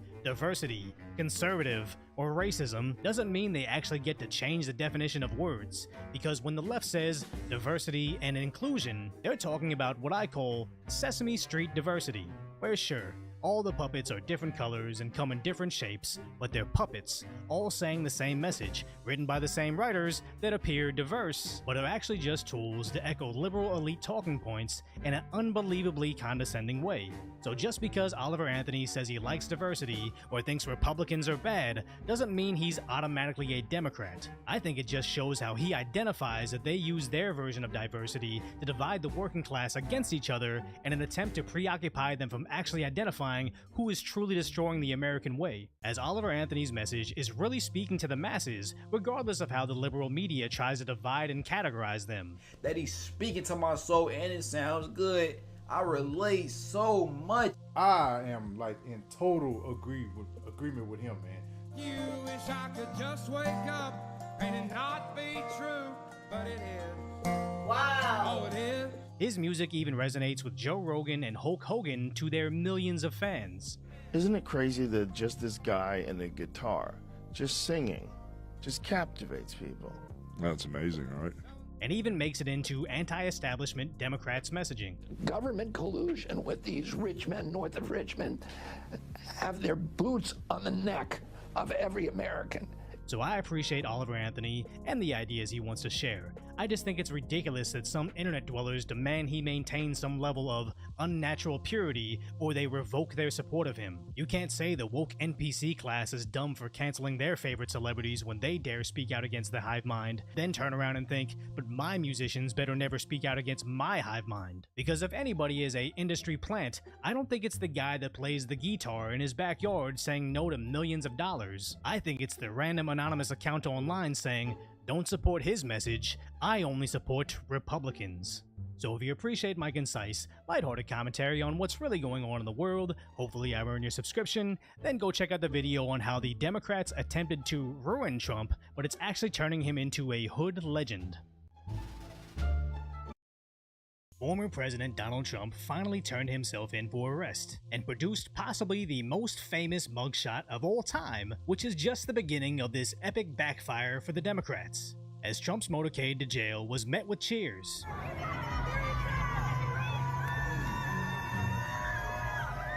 Where he had a very diverse group of supporters outside the Fulton County Jail.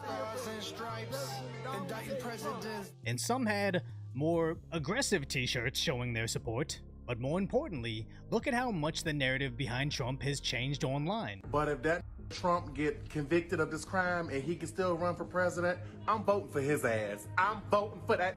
I'm voting for him.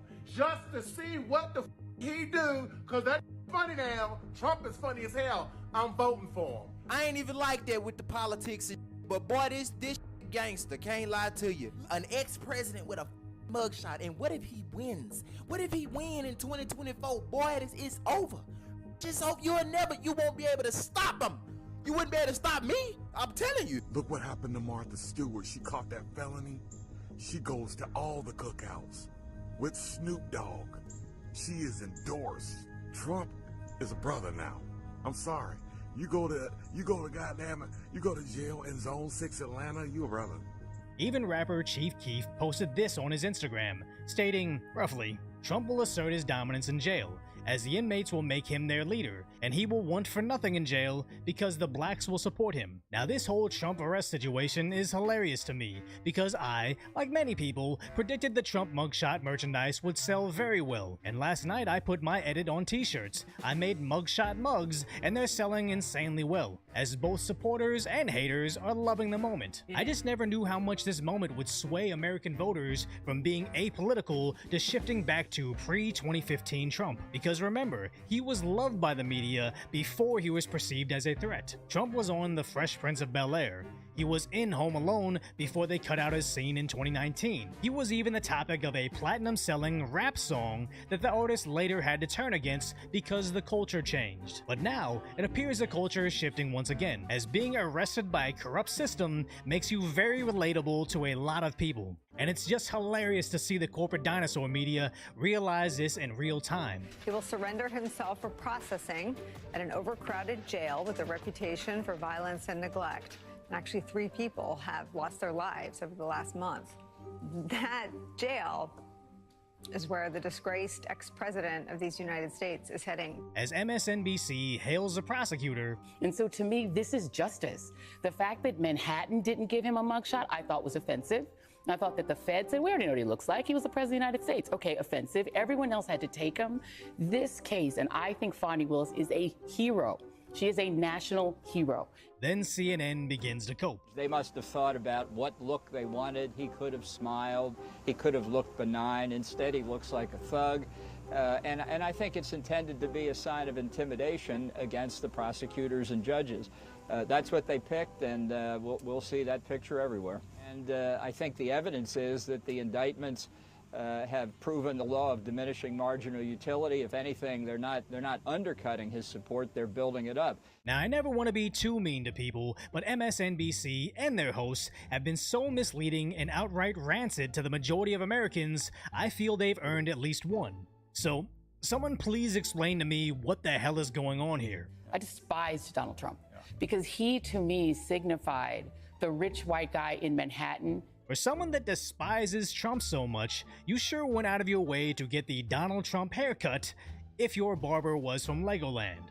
But the cell phones don't stop, as The Atlantic realized Trump wants people to see the mugshot. NBC News identifies it, quote, fuels liberal delight, but also Republican fundraising. Not to mention the memes, as everyone's feed is full of high-quality memes that express how good the mugshot makes him look, how hood the mugshot makes him look, and also how iconic the mugshot will end up being. The only thing the media has on him is Trump's alleged self-reporting of being 6'3" and 215 pounds, which is simply not consistent with other famous people of that build. And fair point, men often lie about their heights online, and I've met an absurd amount of celebrities and athletes in real life that are nowhere near their listed heights. So the only thing the Trump arrest weight proves is he's pulling a James Harden, where if you don't follow the NBA, Harden wanted to be traded from the Houston Rockets, so he was seen on court incredibly out of shape. But almost instantaneously after being traded to the Brooklyn Nets, that excess weight seemed to evaporate. And I'm sure Trump is looking at the Republican Party right now and saying, I don't care if I get sent to the G League Green Party, I just can't win with these cats. Because as good as these memes are for Trump, they're equally bad for the rest of the party, as Pence is still getting slammed for what he said over a month ago, and DeSantis is just DeSantising. And I will not let you down. Which makes you wonder, none of these rhinos look like they can get it done, so why aren't they enthusiastically standing up for Trump to at least bring it home for the team? I think it's because they're also relying on the Democrats to get rid of Trump. But they want to wake you about just an absolute horrible thing that they're doing, and I've never seen anything like it. This is third world country. As it does appear, all these conveniently timed legal battles are all placed right before key election dates, and brought to the court right after Biden's legal woes. But I honestly think with every little dirty trick the establishment wants to deploy, the more people are just going to want to support Trump. If for nothing else, just for the sake of saying, we're not falling for your BS anymore. And the message is undeniable, as Fox News' Republican presidential debate only pulled in 51 million views, compared to Tucker Carlson interviewing Trump online getting 218 million views, which checking X right now is at over 257 million views. So in turn, the Biden administration is now going after Twitter owner Elon Musk for not hiring refugees into SpaceX, where Elon explained he cannot hire them because it would violate international arms laws, a criminal offense. Which isn't that interesting. Just like Trump, before things got political, Musk was seen as a regular tech guy doing computer stuff. And the moment he said, hey, I might want to buy Twitter, the establishment. This video is sponsored by Ground News. Yes? Yes, we have received confirmation that they did find cocaine at the White House. In other news, yeah, I did move on. I did. Donald Trump has been indicted on federal charges related to his attempts to overturn the 2020 election. When asked in an interview about the accusation, Trump said that compared to Joe Biden, he definitely got more votes and hoes. In Put That Thing Back on Your Head or So Help Me news, an Iranian actress has been given a 2-year prison sentence for failing to wear her hijab in public. After this Code 2319 occurred, everyone who saw her without her hijab said they were so offended that they started to masturbate. In Untamed Beard news, the Taliban has mandated the closure of beauty salons in Afghanistan. Our experts in international relations have since used high-definition photos of the Taliban to prove none of them have ever been to a beauty salon. So when asked why they are requiring them to close, the Taliban said it was because the salons don't provide happy endings. And damn, they go fucking hardcore over there news. Singapore just hung a woman convicted of trafficking 31 grams of heroin. As laws in Singapore do permit the death penalty for anyone convicted of trafficking more than 15 grams. And as someone who personally thinks the death penalty is a barbaric practice, I would just like to say to Singapore, how dare you kill my dealer? In What She Packing news, the International Swimming Federation has launched an open category to accommodate transgender athletes. This comes only 1 year after they banned trans women from competing in women's races unless they transitioned before the age of 12. But starting today, for any races that include trans women, the winner will now be determined by dick size. Holy shit, that is dangerously close to the N-word. Maybe give me a warning before just throwing it on the teleprompter news. The country of Niger is experiencing a coup d'etat as its president is taken captive by midgets. Military members. This comes only 2 years after another coup attempt where a military unit tried to capture the presidential palace before the president was sworn in. Borders have closed, a curfew has been issued, and members of the United Nations all agree that as a result of this, Niger should get its shit together. And you can get your shit together by remaining informed about world events when you subscribe to Ground News. No way. It's true. Check this shit out. Ground News is a news platform built to help readers spot media bias. See, their homepage has all the top news stories you can browse through, and then once you click on one to read more, it'll give you all relevant news articles from the world's media organized by left-leaning, center, and right-leaning, along with a nice little overview up top. Then their data analysis tools dive even deeper, providing insights into how a given story is being covered by the media, source details, ownership information, and more. But here's my favorite part. Their blind spot tab reveals which stories are receiving little to no attention from one side of the political aisle. So if someone uses mostly left-leaning sources, then these are the stories they might not know as much about. And then these are the stories that had little to no reporting on right-leaning platforms. Additionally, the My News Bias tab offers valuable insight into your personal news consumption, such as your top sources, topics you're most interested in, and plenty more. And they have global coverage, so no matter where you are in the world, you can find relevant news stories both on their website and their app. You can sign up totally for free, but if you upgrade to one of their premium subscriptions, you will get access to extra features that you can see here. And if you're asking, well, how do they determine what's left-leaning or right-leaning? Don't they have their own bias that would affect this rating? Well, great fucking question. Here's the answer, which you can also find on their site. All right, that's it. Sign up below. Here's the outro music. Bye.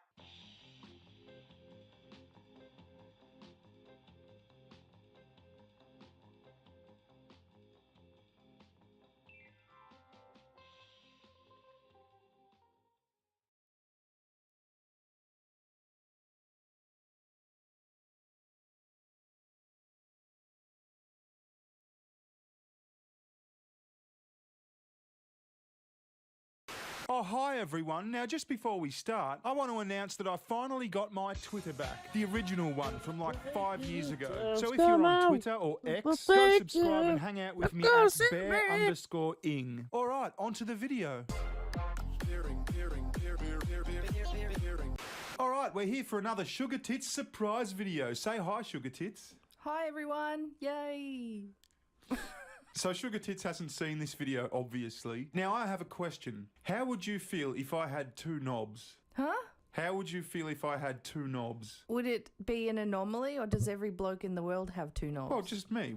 How would you feel if I had 2 knobs? If it's the norm, then you wouldn't bat an eye at 2 knobs. If you're like an anomaly with 2 knobs, then yeah, that'd be a bit fucking weird. Well, what's the difference? If all guys had 2 knobs, or it was just me who had 2 knobs, you'd still have a husband with 2 knobs. Yeah, but like I said, if every man had 2 knobs, that would just be the standard, and no woman would care. Like, if you were some freak of nature that had 2 knobs, then that's a different story. You're just reluctant because you know one would have to go where you don't want it. Oh, fuck off. No way. What are we doing here? What kind of surprise are you about to drop on me? All right, we're going to watch a video, and this video is about a couple who lives in Brisbane, just up the road. You ready? Yeah. This is Evelyn. She fell in love with Tom. Evelyn has an incredibly rare condition. What do you think the condition is? Evelyn has 2 knobs? No? Close. 2 vag holes? Like a bonus hole? We're getting close here. Which she uses to her professional advantage. I have 2 uteruses. One is for my husband and one is for work.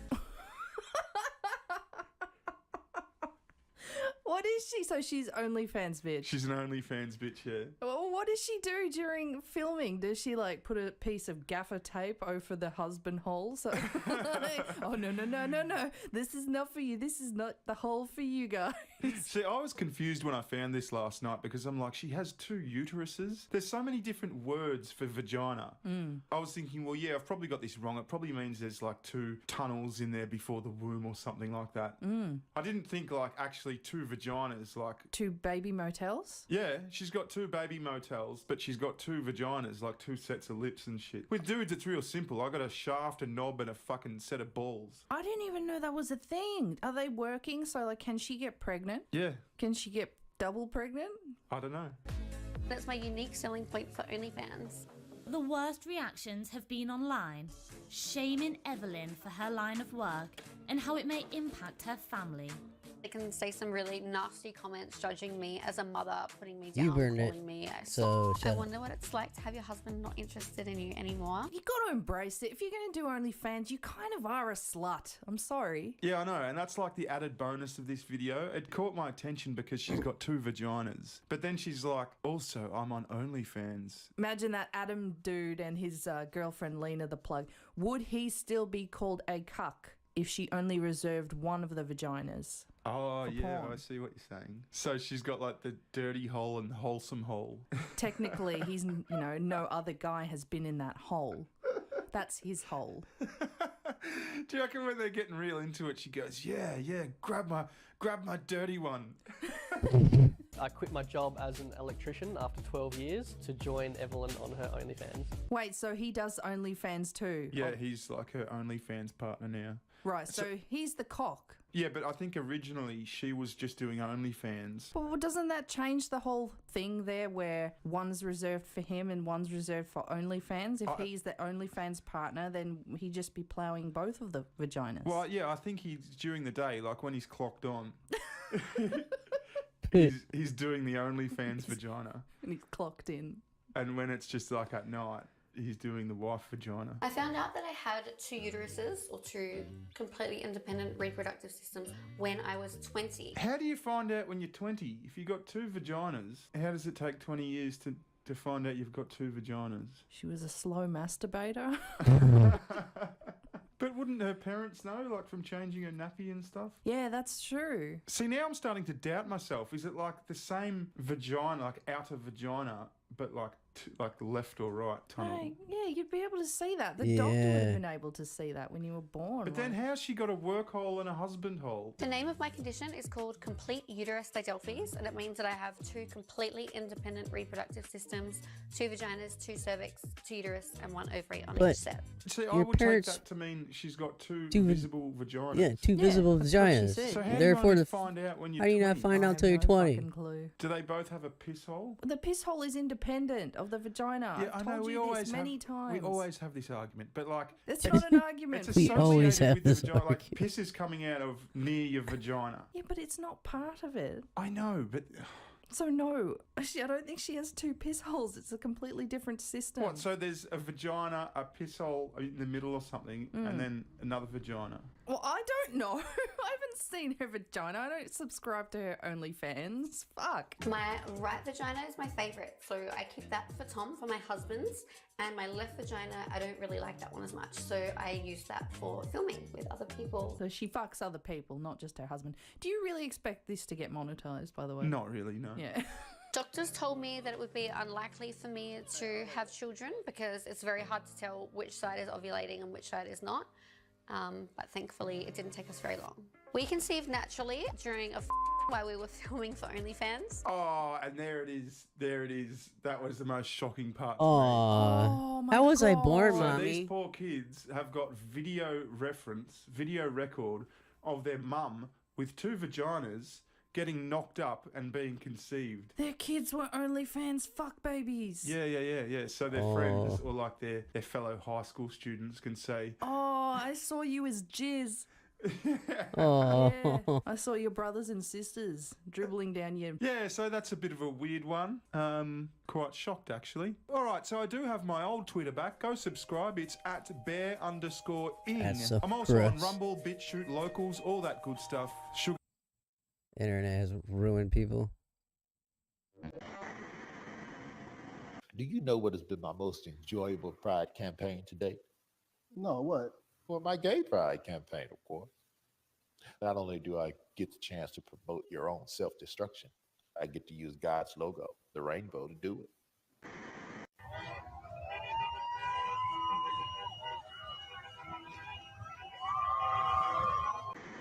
Love is love, right?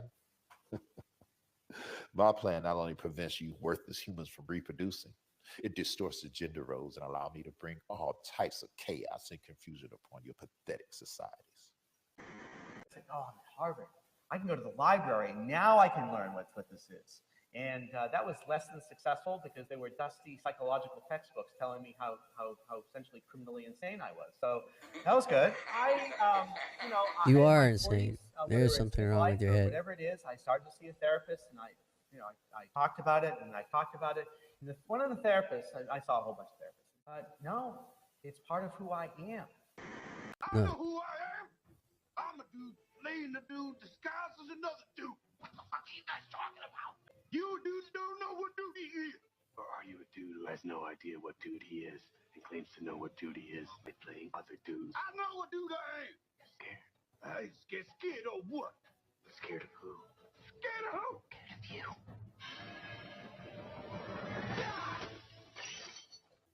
What?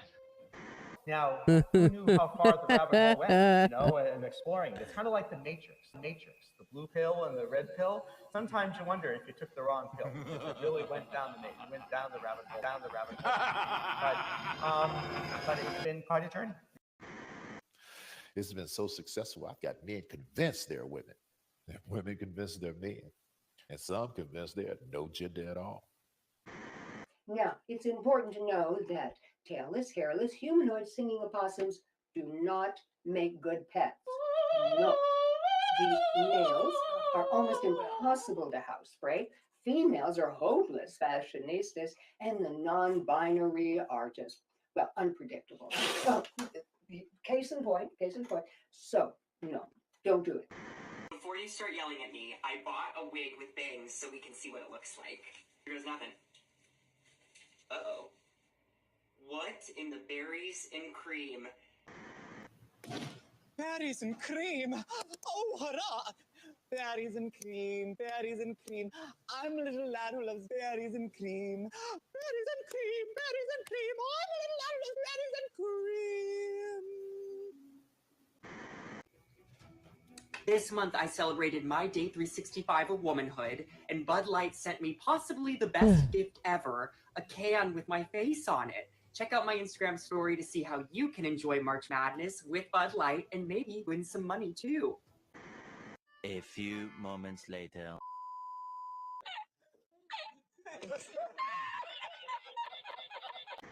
Every generation is the same. I appeal to their lust and ego. I offer all the sex, wealth, and fame a person could want. Do as thou wilt has been my campaign slogan from the start. And my campaign platform hasn't changed either. I run on the same 3 issues every generation. Lust of the flesh, lust of the eyes, and pride of life.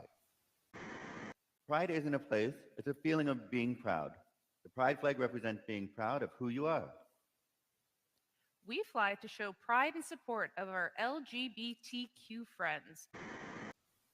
I just use humans' own physical desires against them. And since sexual desire seems to be the most powerful, I usually run with that. Sexual freedom is something we feel is very important. It's a necessary requisite of the Satanic Church. It isn't the most important thing, but certainly it's an elective.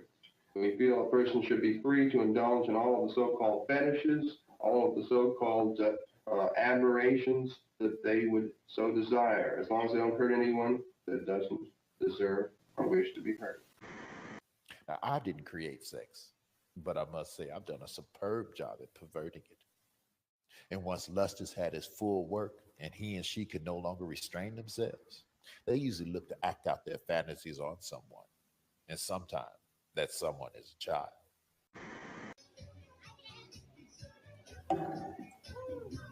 Hi, I'm Cree, and I'm society's worst nightmare. I use they, them pronouns, I'm a Satanist, and I'm an educator. I'm here tonight expressing concerns with the sexually graphic books found in our school. I'm going to interrupt you for a minute. I'm Yes. sorry. Last month we had some kids in the audience, and some of the language was offensive to some. Okay, that's exactly it. So I think we should continue, Jackie, because that's exactly my point. Page 58. She was talking about worshiping Jesus, but come on, she was talking about sex, right? Swallowing sex is it different? Is it? Point of order. I just don't think this is appropriate for a school board meeting. Yeah, We no wanna shit. Make sure that everyone knows that all are welcome here.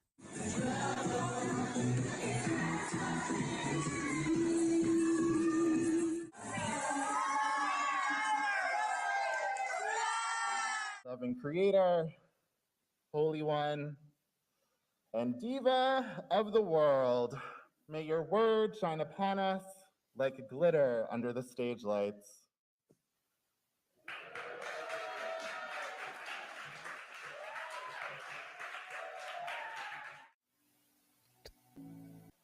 Rise in body or spirit, and let us confess our faith today in the words of the Sparkle Creed. I believe in the non-binary God, whose pronouns are plural.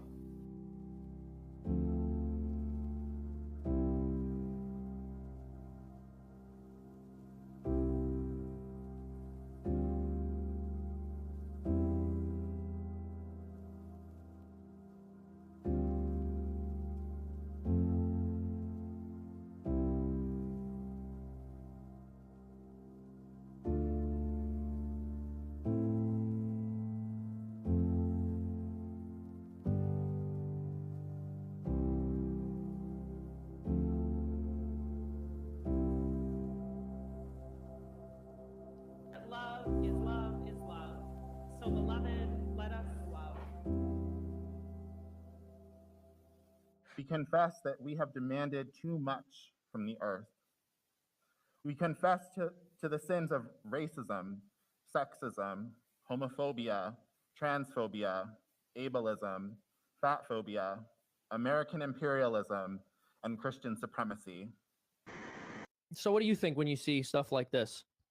I think it should be classified as a religion. I mean, it might as well be. It is a religion. I don't know. They just It's don't really have a creepy leader. to see them worshiping. I mean, what is it that they're worshiping? Just the themselves. Yeah. There's nothing else there. Right? There's no ethos. There's no moral structure. There's no plan. There's no path. It's literally just, will you repeat the words I say? And they yes do. or no? Yep. Absolutely. Mm-hmm. Cool. Yep. Jesus doesn't care about your gender. Jesus doesn't care male, female, trans, agender, bigender. It doesn't matter. My identity is my own. I'm the only one that can tell you who I am. I am the person that defines myself. I've done a lot of soul searching, and this is the thing that makes the most sense. I don't want to lie. Do not force me to lie, because that is a sin in the Bible. Vanity is definitely my favorite sin. Self-love, the all-natural opiate. People, they're super spiritual. So I can't really convince them that there is no God. What I have been able to do as of late is convince them that he's not the God of the Bible. Do you believe the Bible is all true and infallible? No. We see any religious text as being valuable in that they are humans trying to make sense of the world.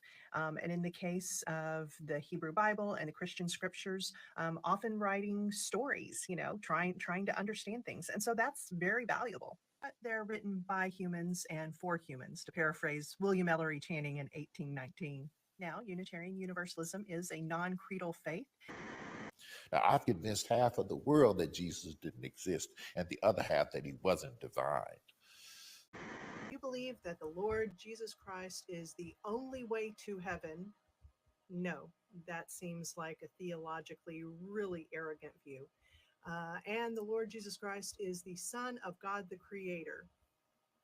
Sure, I believe that we are all children of God, whatever God means. Do you believe in God? Do you believe in Jesus Christ? No, irrevocably not. I believe that the Godhead resides within oneself. I believe that man creates gods in accordance with his own needs. And if he doesn't, someone else will create them for him. Better to reign in hell than serve in heaven, is that it? Why not? I'm here on the ground with my nose in it since the whole thing began. Through all the ages, Mother matters. People have called you Mother Nature, Mother Earth, Mother God, Life Giver. Today, Holy Mother God, for you are more than any single description of gender or personality or role. With all, we praise and give thanks to you. How do people decide what to believe in the Bible since there are so many contradictions? And the reality is that indeed there are lots and lots of contradictions. Why are all those contradictions in the Bible? Well, because it was written down by people over a period of about 1,500 years. So given that, people are going to have different kinds of things. And I am one who does not believe it was dictated by God. A few moments later. Dramatic new video capturing the moments a church's steeple collapses during a fire. A centuries-old church in Spencer burned to the ground Friday. There are no words. Fire officials say lightning struck the steeple, the first congregational church, setting it on fire. Oh, shit. What were y'all doing in that church? God struck you down. What were y'all doing?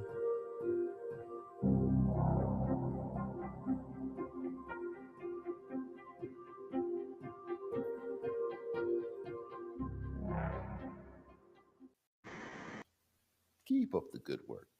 There's really no rush to tell people about Jesus.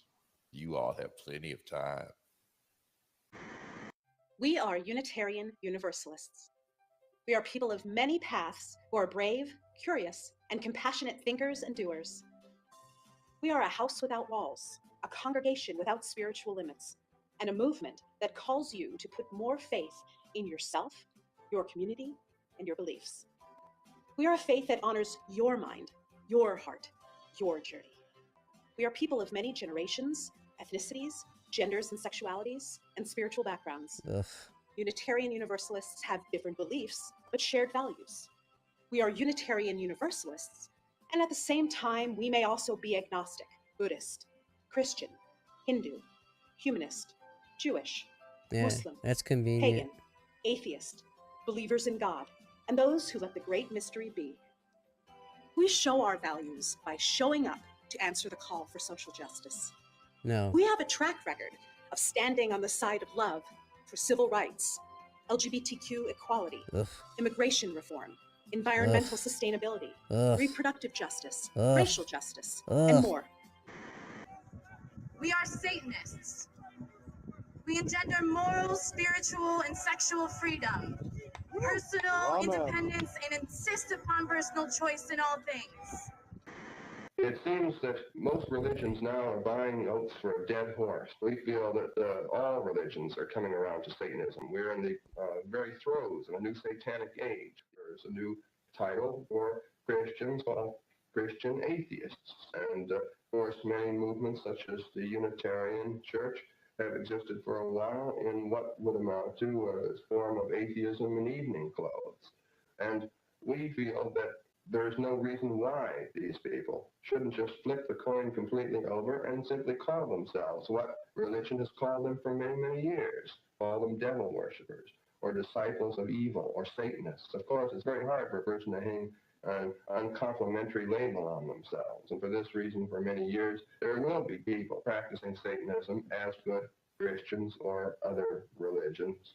And they will instinctively pursue the very same things that we are, as they always have.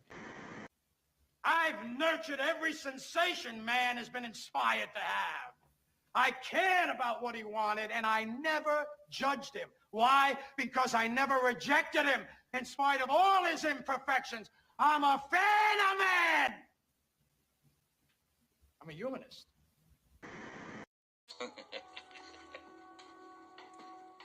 Take thy beak from out my heart.